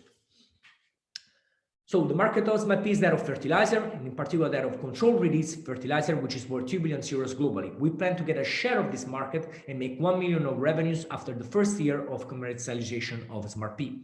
However, the market for biostimulants, which is a huge market, stays out of this estimation. And there's another market also that stays out of this analysis that in our view will become huge very soon. This is that of plant photoprotection. Well, you know why? Because one way to protect plants from heat stress is to reduce their exposure to solar radiation. This is pretty relevant for a very important industry, wine. Due to climate change, wine producers all over the world, northern Italy, France, Spain, and have a huge need of products capable to protect their vineyard from climate change-related heat waves whose frequency is expected to double by 2050. So this is why we are developing material based on calcium phosphate from fish bones and calcium carbonate extracted from seashells that are able to protect grapevines from the heat stress. Grapevine and also some fruit from UV sunburns, as in the case of apple, which is another industry very proficient in Italy. In this case, you can see some apples covered by a thin layer of calcium phosphate, so that present no sunburns. When in the other case, they got evident marks on their skin. So last slide, a quick roadmap of our activity. We got one patent just granted and one patent pending. We got approval on concept that our material works. We got a CNR approval to fund the company. We negotiated an industrial agreement, with an industrial partnership that got into our startups and will finance the project. And we founded the company finally on the end of January of this very year. Now we're going to start the pilot plant production, and we go towards material certification and distribution. Before closing, I want really to thank all our partners and all the incubators, all the programs, and all the association that supported us during this journey that was very, very interesting. And of course, I want to thank you for your attention. Many thanks, Alessio, and we are happy to participate to your story. So thank you very much. I would like to highlight how much the blue biotech sector is really connecting the different sectors. We have seen how much for aquaculture and fisheries, and now on agriculture. So this is really an added value. And thank you very much. Thanks. Now, I will move forward with the company that is represented today by Teresa Striano, that is Mycoperi Blue Growth. So Teresa, please, the floor is yours.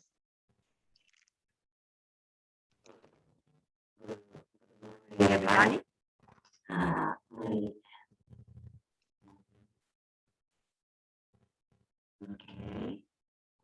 Okay, we can see your presentation. It seems we have problem with the microphone. Could you please Hear me? Not very well.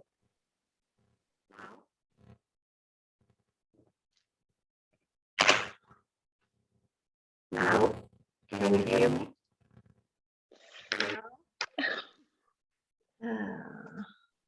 Let's try now.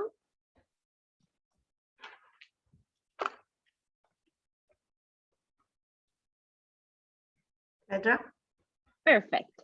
Oh, okay. Good morning, everybody. My name is Teresa Striano. I am a researcher and a biologist of Mycoperi Blue Growth. And today I will describe you the innovative world of microalgae cultivation with its benefit for the people and for the environment.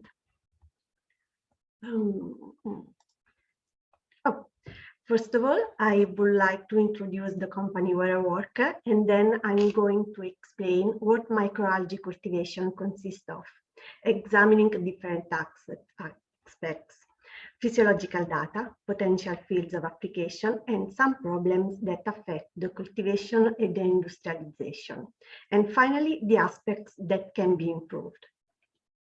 Mycoperi Blue Growth is a company established in 2014 by the will to produce sustainable and high quality microalgal biomass. Initially, MBG selected and isolated different microalgal species that can be used in several fields, such as food, nutraceutical, pharmaceutical, agriculture, pharmacy, and medicine. And for each one, it has been developed cultivation and production system species specific. The technologies developed by the company make possible to grow microalgae under certified and controlled conditions to ensure a production process based on elevated standards and to guarantee a continuous production cycle. The activity of MBG takes place in Emilia-Romagna, where an outdoor large-scale cultivation plant sited in a greenhouse has been built, and in Abruzzo, where the company has a facility with chemical and biological laboratories and indoor cultivation plants. Before we go on with the speech, I would like to show our promotional video and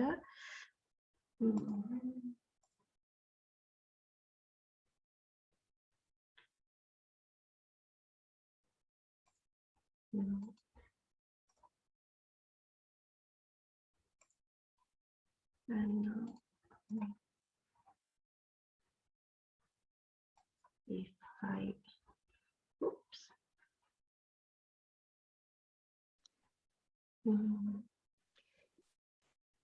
Maybe you have to change some. Yes. But I don't. From your microphone on the left. Okay. Whoops.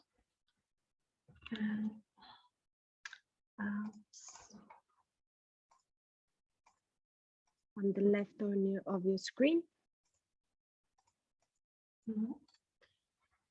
On Zoom, on the platform. Oops.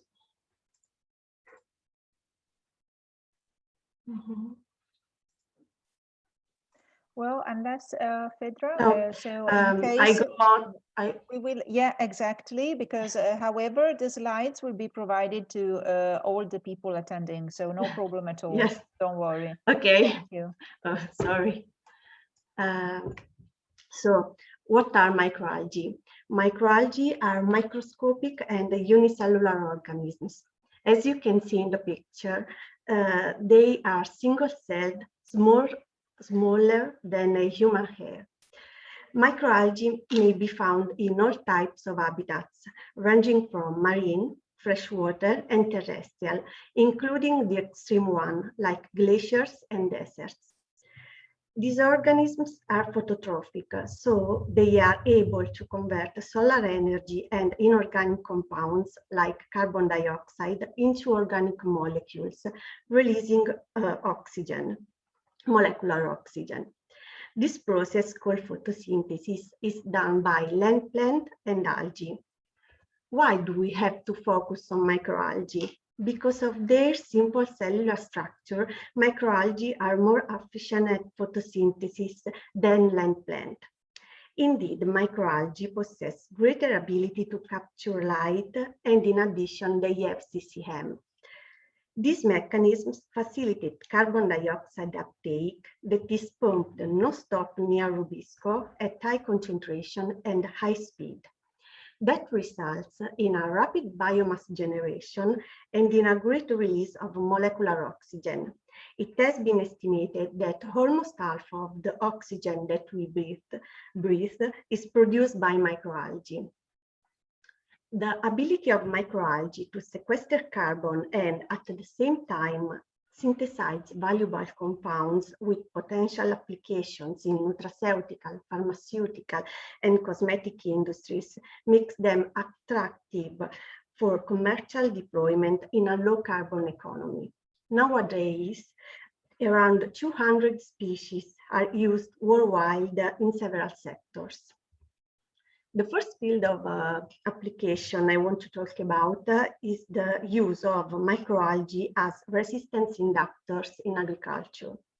In agriculture, disease control is largely based on the use of fungicides, bactericides, and insecticides, many of which are toxic chemical compounds. Its unlimited and uncontrolled use is potentially harmful for human health and had led to increased resistance of pathogens. MDG is exploring this field of application using microalgal biomass as a source of biological inducer. Indeed, it has been seen that several compounds, such as peptides, polysaccharides, and lipids produced by microalgae may activate a natural defense in plants against pathogens. Microalgae synthesize several bioactive compounds and pigments such as fatty acids, chlorophylls, and carotenoids, which can be considered as potential value-added compounds. These molecules are being used in pharmaceutical, medical, and cosmetic sectors.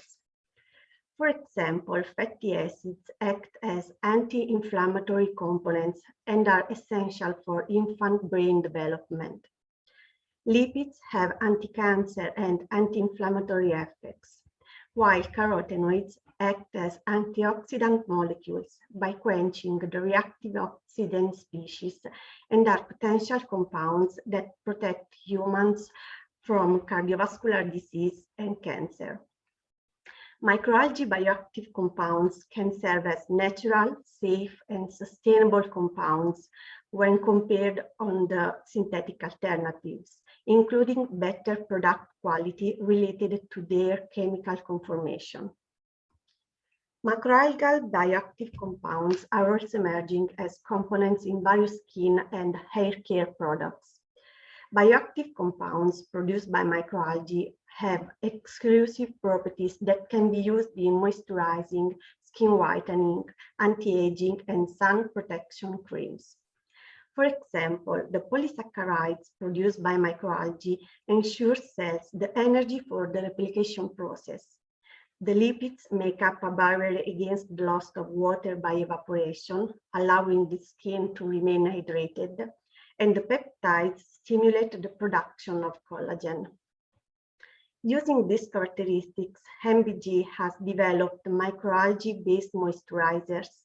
Each product is characterized by the presence of a single species, Porphyridium, Phaeodactylum, and Chlorella. These microalgae, during their life cycle, produce the pigments that give the moisturizer's chromatic tones, red, yellow, and green. Another field of application could be the phytoremediation. Phytoremediation is defined as the use of microalgae in the treatment process of wastewater pollution. The main goal of this technology is to remove nutrients and heavy metals from wastewater. Indeed, nutrients required by microalgae are often the same nutrients that are present in wastewater. The process has been exhibited high efficiency to improve wastewater quality due to overgrowth of microalgae associated with the presence of nitrogen and phosphorus.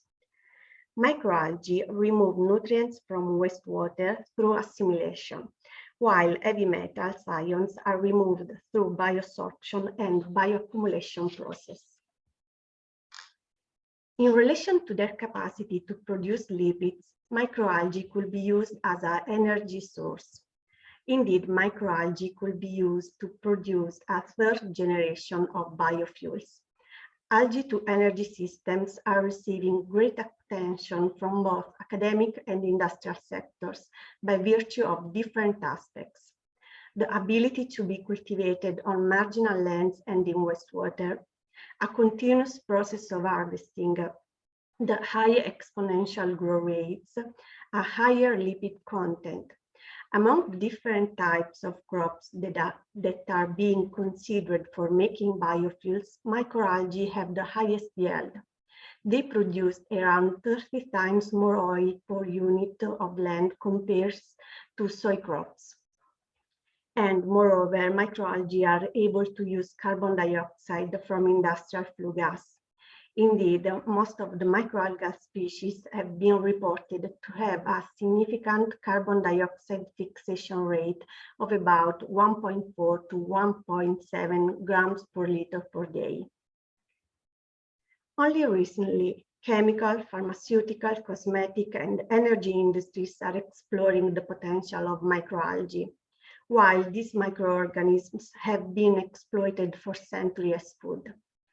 Large-scale cultivation was initiated with the production of Chlorella vulgaris in 1890, and in 1940s it has been proposed use of algae as candidates for alternative protein sources to face global food demand. At the moment, there are 5 microalgae-based components and 2 algal biomass products on the food market worldwide. The first category includes pigments such as astaxanthin, beta-carotene, phycocyanin, and 2 fatty acids. And the second category includes arthrospira, known as spirulina, and chlorella. Total production volume and market size of microalgae have been characterized by high growth since 1999. The algae-based high-value food additives and ingredients for cosmetic and feed represent only the 25% of the market, while over 75% of the production volume of microalgae was used in health food market as a dietary supplements.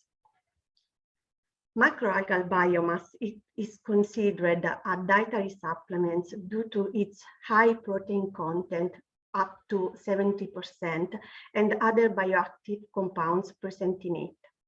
Spirulina has been studied for its nutritive value as healthy food. As you can see, a teaspoon of dried spirulina corresponds to 18 grams of meat for protein, 150 grams of spinach for iron, 1 glass of milk for calcium, or 9 carrots for beta-carotene.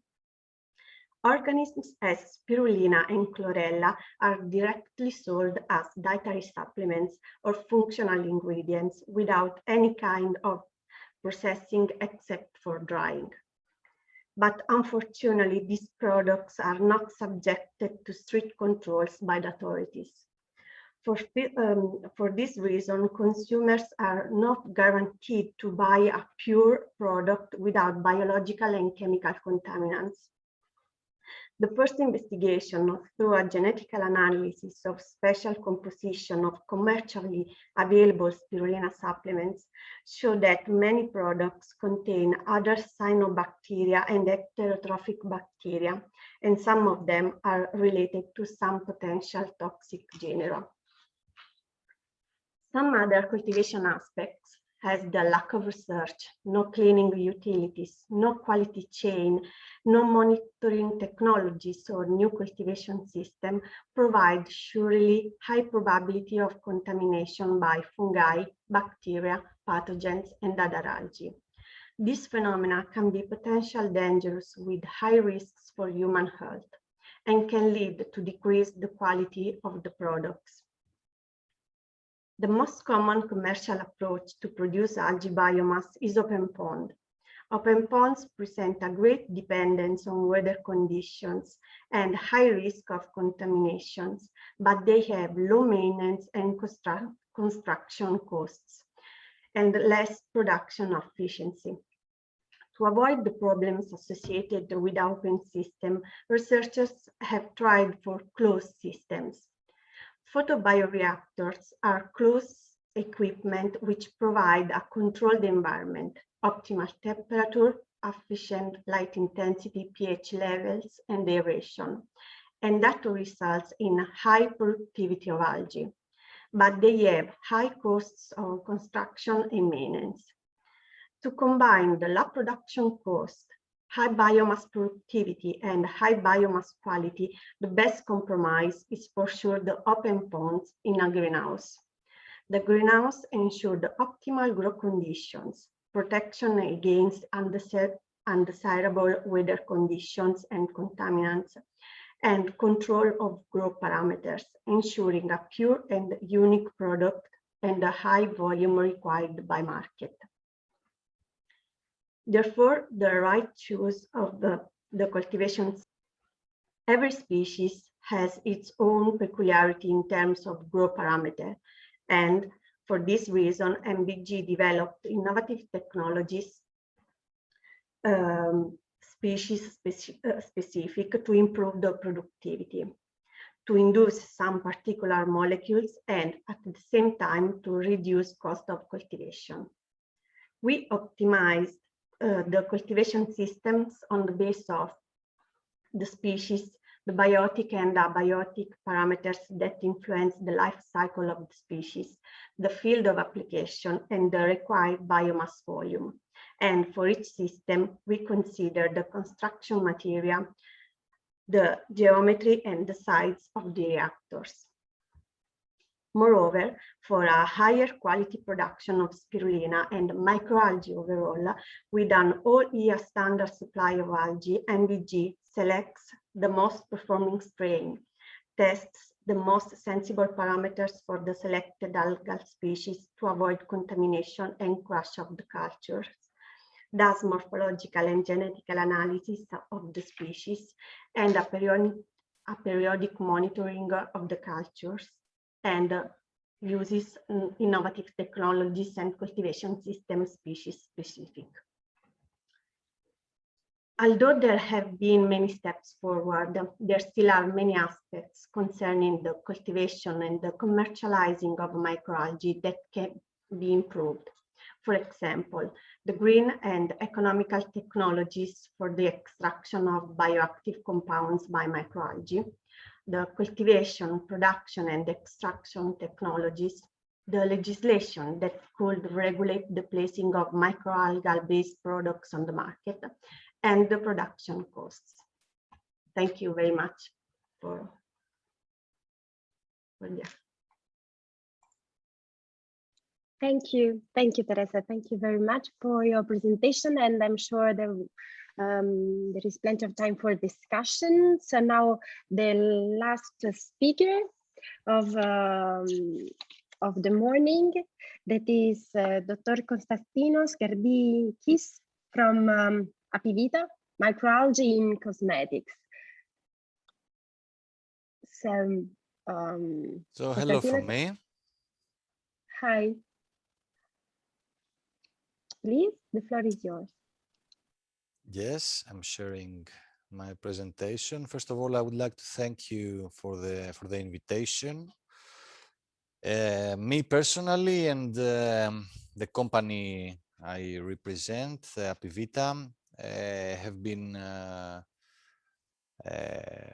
widely active lately in the field of blue biotechnology, as there seem to be many interesting applications in the field of exploitation of high added value metabolites for use in natural products in general.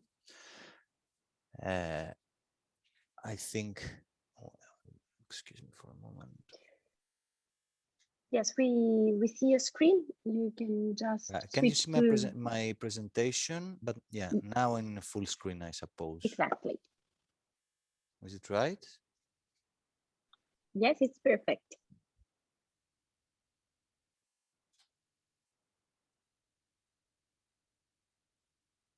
Can you hear me? Yes, but now we are not in full screen.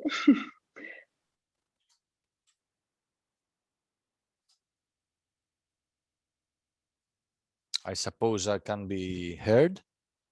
Yes. So, yes, Fedra, is it okay? Okay. Yes, yes.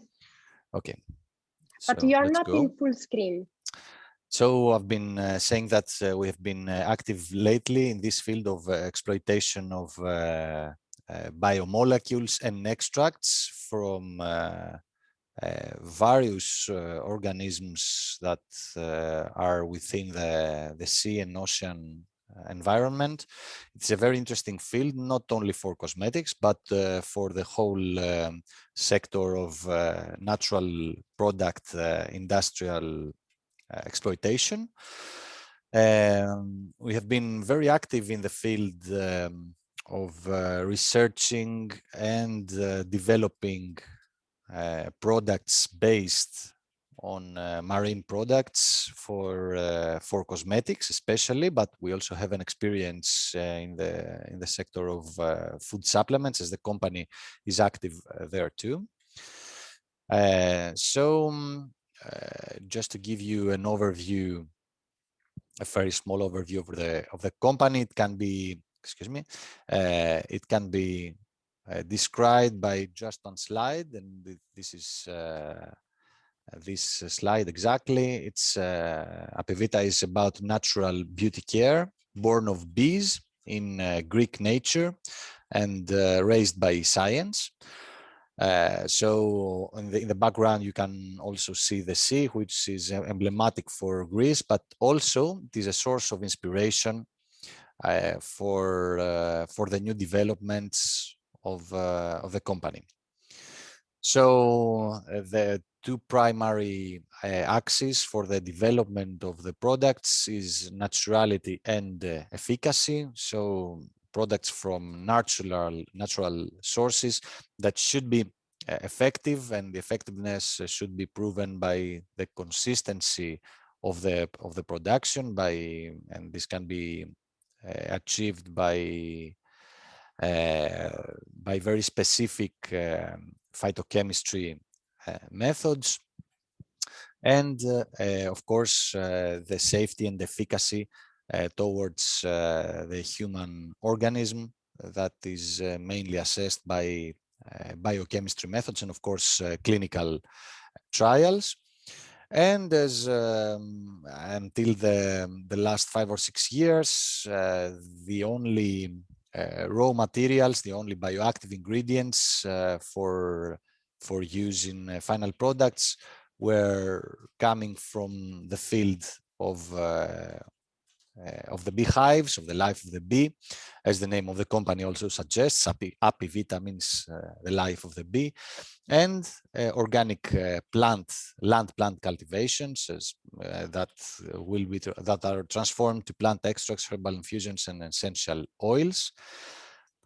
But of course, since we have been anyways in collaboration with various university groups in Greece mainly, that have been studying the Aegean Sea and the Mediterranean Sea in general, marine biodiversity.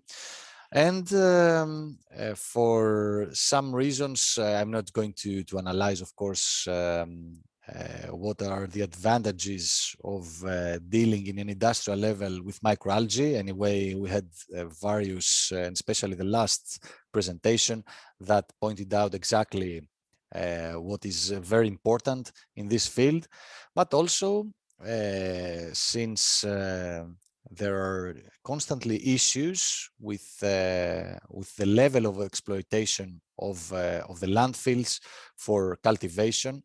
This is something that is of great importance.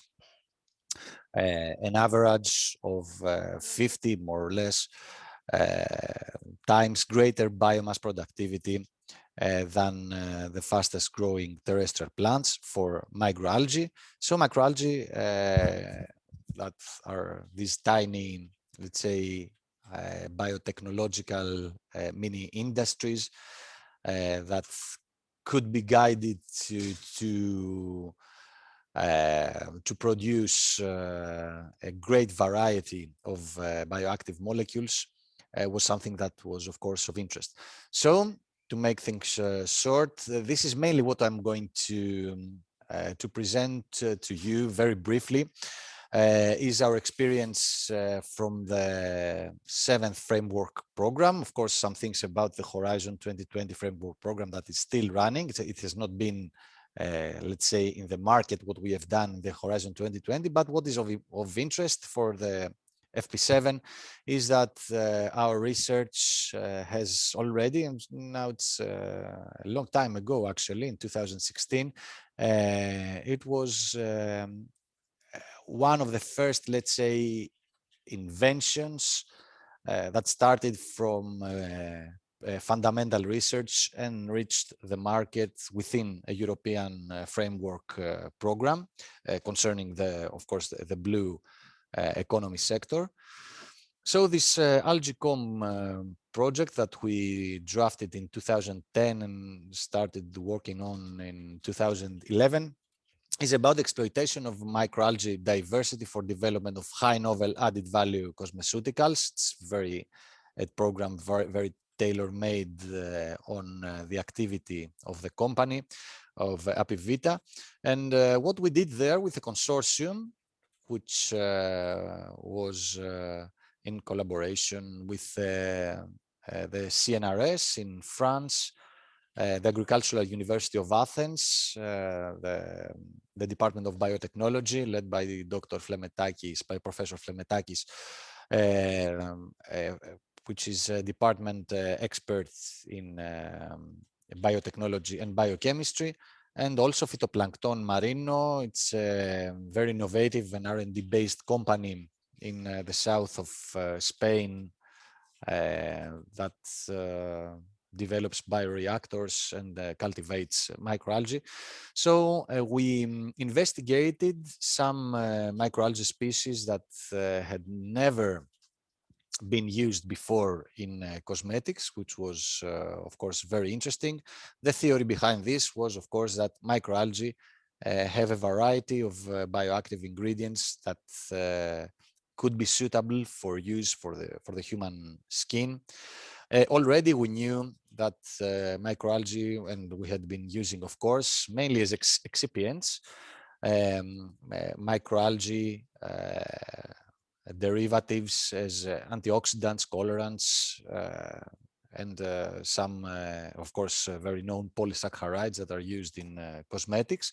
So what happened in this project was that the Phytoplankton Marino, the Spanish company, was cultivating those species through different conditions, physical conditions of gas supply, like oxygen and nitrogen,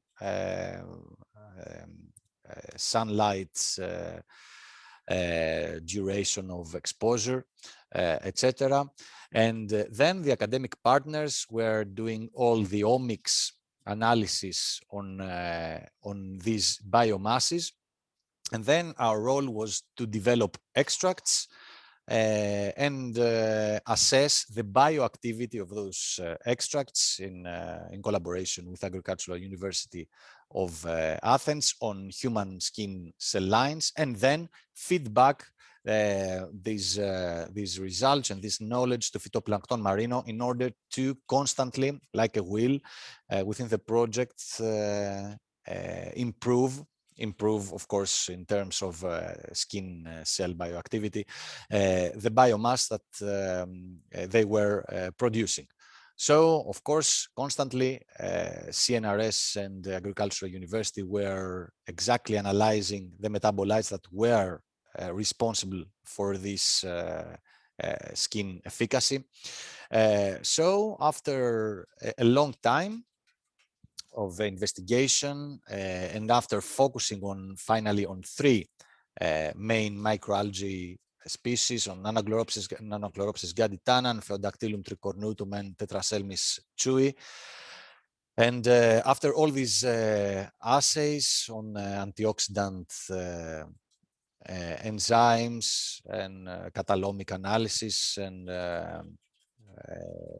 antioxidant assessment, etc., and of course a very more thorough omic analysis when we were reaching up to a point that we had a certain point of bioactivity.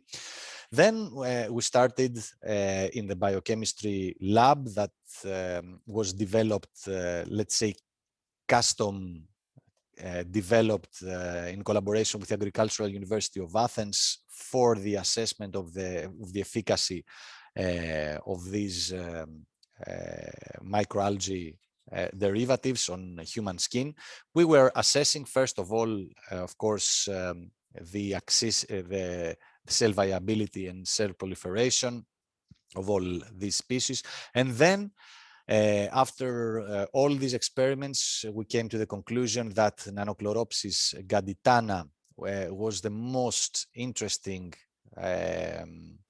strain to further investigate. So we used many different biomasses of Nanochloropsis gaditana with many different extraction techniques. And we finally came up to the optimized biomass and to the optimized extract that demonstrated, first of all, increased ATP activity, not only under normal conditions, but also under oxidative stress with hydrogen peroxide and with UVB radiation. These data are not presented here in this slide. And then in the most interesting part, we started investigating under normal conditions, again, and under stress conditions, all the genes that are responsible for the mechanisms that are of importance when developing cosmetic products that have a certain kind of efficacy on human skin cells. So we checked, we investigated on keratinocytes and on fibroblasts, on young ones, on aged ones, on raised upon under normal conditions or raised under stress, various genes that have to deal with collagen synthesis, aging processes, antioxidant defense, hydration, elastin synthesis, anything, all genes, more than 200 genes that are responsible for skin functions. And of course, each time with more and more enhanced, improved biomass by the Spanish company. So we reached some very interesting conclusions on the final biomass having to deal with some very interesting genes for skin functionality. This is a very good example where we have a very significant increase on the transcripts on the expression of aquaporine 3. This gene and this protein that it encodes is very essential for skin hydration, and is something that, as you can see in the third bar, is dramatically diminished under oxidative stress. And we managed to keep some very decent levels of aquaporine 3 upon treating cells with this extract. And of course, in many other genes crucial for skin health and functionality, we had some very, very good results. And I state again, especially under stress conditions, which gave us the idea that this extract should really be used in conditions where extensive stress on human skin is apparent. So we did some experiments also in 3D reconstructed human skin tissue model. We saw not any toxicity at all. And after a lot of omics investigations and a lot of publications and conferences and some interesting presentations in also industrial, apart from scientific journals, we came up with the idea that this should be used in the hardest conditions possible to the human skin, which is of course the exposure, especially for southern populations, the exposure to UV sunlight. And of course, the ideal carrier for this new extract would be a sunscreen product. And we thought of a combination because by analyzing the biochemistry and the molecular biology pathways of efficacy of this new Nanochloropsis gaditana extract, we found complementary activity with an existing propolis patented extract that we had developed some time ago. And actually the total mechanism is that under UV radiation, under UV stress, propolis manages to maintain collagen levels more or less at the normal level. And also, Nanochloropsis gaditana extract achieves to produce fibrillin. Fibrillin is actually the protein that acts as a scaffold to elastin fibers on the human skin.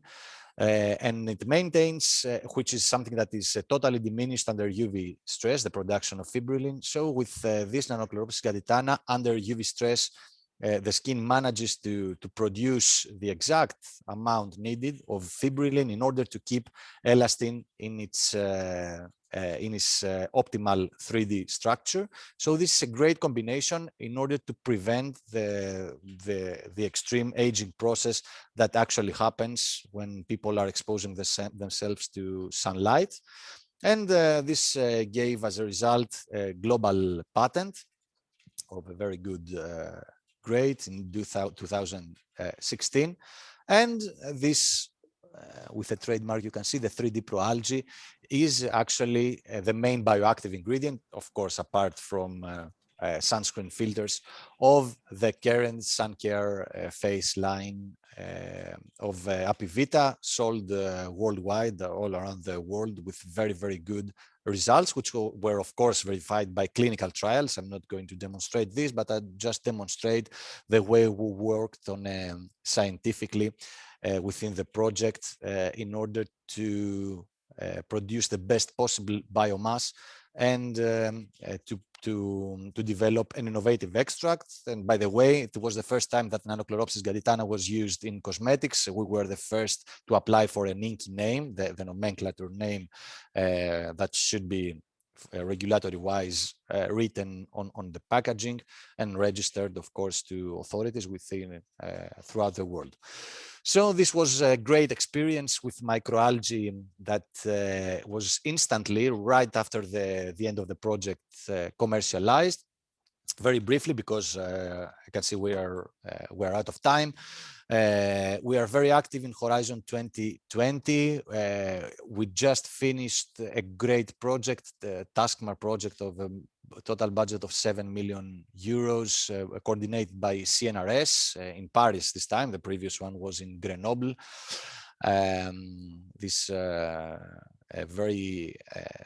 This expert laboratory in Paris coordinated this project that was about tools and strategies to access original bioactive compounds from marine invertebrates and symbionts. We investigated more than 300 species and 3,000 extracts from all around the world, with expeditions of diving into seas and oceans to collect entirely new organisms. And as you can see, there was a whole work package dedicated on microalgae. We have come to extremely interesting results, not only, of course, for cosmetics, also for the pharmaceutical industry, for the nutraceuticals, etc. And we are going to have some products on the market soon based on this project. Also, we just finished Algae 4AB project. It's another Marie Curie Actions project. Actually, it's the continuation of AlgaeCom project that granted us with this product on the market. It's about the development of new microalgae based novel high added value products for cosmetic industry and for aquaculture industry. We merged the two industrial applications by using the same, let's say, fundamental research, and then just split on the application side. A very interesting project, and we're going to have also products from this project too. And something that has not to do with microalgae, but it's on the blue growth sector also. A very interesting project that is finishing this month. Actually, it's on novel sustainable marine biosurfactants and bioemulsifiers for commercial exploitation from marine degrading bacteria. Also a very interesting project. It's not on bioactive ingredients, actually, it's on excipients, on surfactants, which are of utmost importance, of course, also for the cosmetic industry, and something that is dominated by synthetic molecules or semi-synthetic molecules or natural surfactants that are not highly effective up to this moment. So it's a great challenge to produce something that's very effective and very sustainable.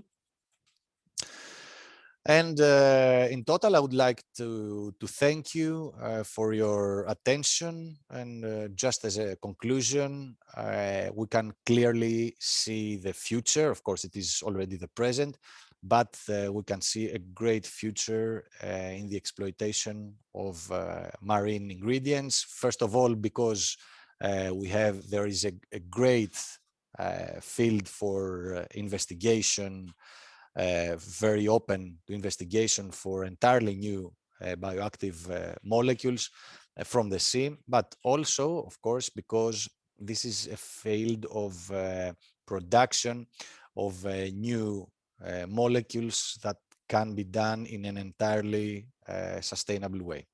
So thank you very much for your attention. Thank you. Thank you very much, Konstantinos, for your presentation experience and the work done within the Blue Biotech and more.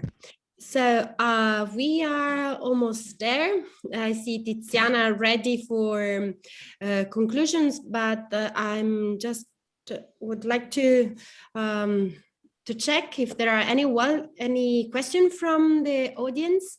So please, all your comments and questions are really welcome. In the meantime, I know that Tiziana has a question for our companies and startup. Please. Yeah, my question is the following, because of course most of European countries are really being affected by the corona crisis in terms of economy, of course, and so businesses. And but my feeling is that I think that probably innovative business ideas and sustainable as well are feeling and are affected less by this crisis. Am I wrong, or is it true? And this question is to our enterprises that are joining our event. Thank you. The floor is yours. Thank you, Tiziana. So before giving the floor to the voluntary answer, and there is a report from the European Commission on the blue economy that highlighted and monitoring the COVID impact on the blue growth sectors. And there are, of course, sectors that are more damaged, like tourism, of course, and the resilience it's very low, and the prompt actions are very slow, I would say. The biotech seems to be, in fact, one of the more prompt sectors to respond to the crisis. But please, I would ask to Konstantinos, or if you want to answer to Tiziana or other partners. Sorry, I have an issue with my earphone. Could you please sure. Say the question again? Yeah, let me one moment. Yes, to increase the volume a little bit. Yes. Okay. Yeah. So my question. Yeah, now I can hear you better. Okay. Great. Great. So my question to the companies is the following: considering that European countries are affected really heavily by the corona crisis in terms of turnover, so I mean in terms of business, but I have the feeling that when there are businesses like in your case that are very innovative, sustainable, but really innovative, probably even through e-commerce, maybe you are affected less by the crisis. So this is my my question. Well, I could answer from the view of natural products companies. The truth is that for a weird reason, natural product companies are not great. Of course, everyone is affected by this crisis. No one can escape this. But compared to other industries, there is less impact on industries that deal with natural products, perhaps because people seem to take care a little bit more of themselves. So we can see the huge boost in food supplements, let's say, of course, in what has to do with the immune system, which is fair enough, but not only this. other sectors as well, for food supplements and nutraceuticals and functional foods, and also for cosmetics. Of course, the points of sales are all closed. For example, for Apivita, the sales of the flagship stores around the world, in Athens, of course, mainly in the airports, for example, they had a zero turnover, which normally some million euros. But the e-commerce is going quite okay, and also as many cosmetic companies and of course food supplement companies sell to pharmacies. Pharmacies are of the few businesses of the retail, let's say, that operate normally. This means that, of course, there was, as an average for the cosmetic sector and natural product sector, for most companies, no profit this year. But this was, of course, much better than other sectors where there was extreme loss. So comparing it, it is okay. Of course, cosmetics are always innovating in the field of using new marketing technologies, etc. So social media, personalized cosmetic advice through artificial intelligence applications, etc. Was already, of course, something that was of use, but now it has boomed a lot in the last year because of the coronavirus. So we could not say that the model has changed, but it has evolved very quickly for this sector. Great. This is more or less what happens. And I had my 2 cents to the discussion, sorry. And I just wanted to say that maybe in this scenario of uncertainty, the largest companies, I mean, big companies, established companies like our partner, I mean, they're looking for small realities with a strong potential of innovations to increase their capacity to adapt to the changing market. I would say that this tendency is probably has been increased by the coronavirus because there is a much more evident need of adaptation, capacity to adapt to the situation. And this is not just the coronavirus, it is also the climate change related, of course, and so on. Just that. Thanks. Yes, and I would like to comment on what Alessio is saying. It's exactly like this. So we can see a change of model of innovation adaptation, very recent change, like since the coronavirus has started. Of course, it's something that used to happen before, but only in small startup businesses, etc. Now, even bigger organizations do not expect years of research and fundamental principles to be proved and then to go onto the development of new products. It's something that is happening in a very, very much faster pace. And of course, with a lower innovation impact, you cannot have both, but there are smaller innovations on a very small time scale. And I think what we are going to see very soon is there will be needed a much faster, let's say, response from regulatory bodies, because what is happening at an industrial and scientific scale on the field of innovation is much faster than the pace of the regulatory bodies up to now. So we will see anyway what is going to happen within the next few months or years. Thank you very much. Thank you very much both.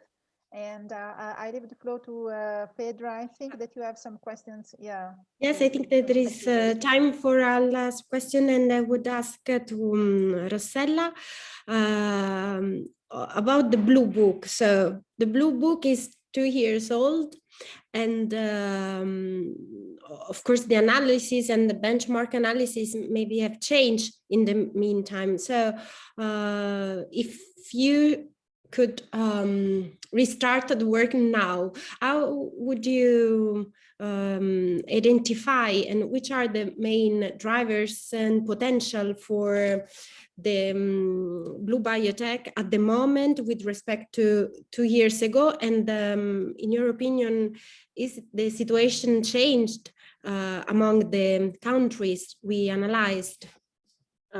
Yes, of the 3 aspects I consider, I think that the benchmark analysis should have changed more if we could do a new interview, a new survey, because every day there are new companies using algae and growing in each country. So I think that the benchmark analysis would change, and also the European community put funds for this bioeconomy. So many countries or the countries who took part probably could have something to add. In the last 2 years, I heard about many companies in Croatia and in Greece using algae, and 2 years ago we didn't have so much answers. I have also to say that for Portugal and France, the answers were related only to the Mediterranean part, but there is very, there are many industries also on in the other part, so the probably we should consider more factors. And with regard to the innovation potentials, as we also saw in the presentations of today, I think that they fit quite well with the innovation potential I mentioned. I already a little updated the innovation potential, as there was another subsector considering biofuel from algae, which now is not considered, at least not a specific sector, but biofuels are considered as from the waste from algae cultivation, or what can remain after extraction of valuable compounds. And but we have seen that algae are an important innovation factor. Probably there is a better position for fishery wastes, because we heard today about this exploitation from Greece, which didn't choose the innovation potential in the survey, and we heard less about microbes, but I think the research is also going on with less application probably, but it will be an innovation potential in the future. And probably gaps and key enabling factor are the same, because we heard about legislation necessity from all the partners who spoke today. So this is my idea. I don't know if other people want to add something about gaps or key enabling factors. But yes, please. So, thank you, Rossella. Yes, please join the conversation if I'm sure that within Mistral we brought our own contribution in order to facilitate connections and overcome hurdles. This is important also. Yes, collaboration and transsectorial preparation, training courses. Okay. I see that there is someone writing something in the chat. Could you please post the information links to the questionnaire link again? Yes, I will try to share right now so that in case you can also use this QR code to fill in the questionnaire.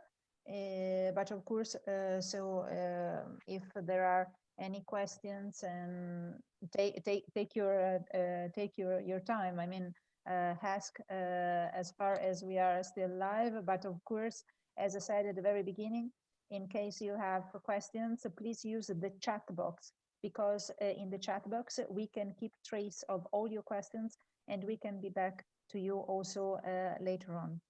It seems that everyone maybe is a bit tired. I don't know, because all the speakers were great, but also the people attending, because we have reached already 1 o'clock, which we are a bit sorry to be a bit in delay. But in case there are questions, here we are. So please don't be shy. And also for the questionnaire, however, we will contact you later on, and we will ask you for feedback, possibly. I don't know if there are any other questions, comment. Please feel free to make it. No? We can go ahead very long, so I will take the opportunity to stop here and maybe just collect information. And again, thank you all the panelists and participants, because it has been really very interesting to reach new experiences and also good practices to share and promote within even in the MISTRAL network. Thank you. Thank you really very everyone, and stay tuned and follow us through our MISTRAL website, because further events will be announced there. So thank you again very much, and see you next. Bye-bye. Thank you. Thank you. Bye-bye. Thank you. Bye. Thank you. Bye. Bye. Bye. Bye. Bye-bye. Thank you.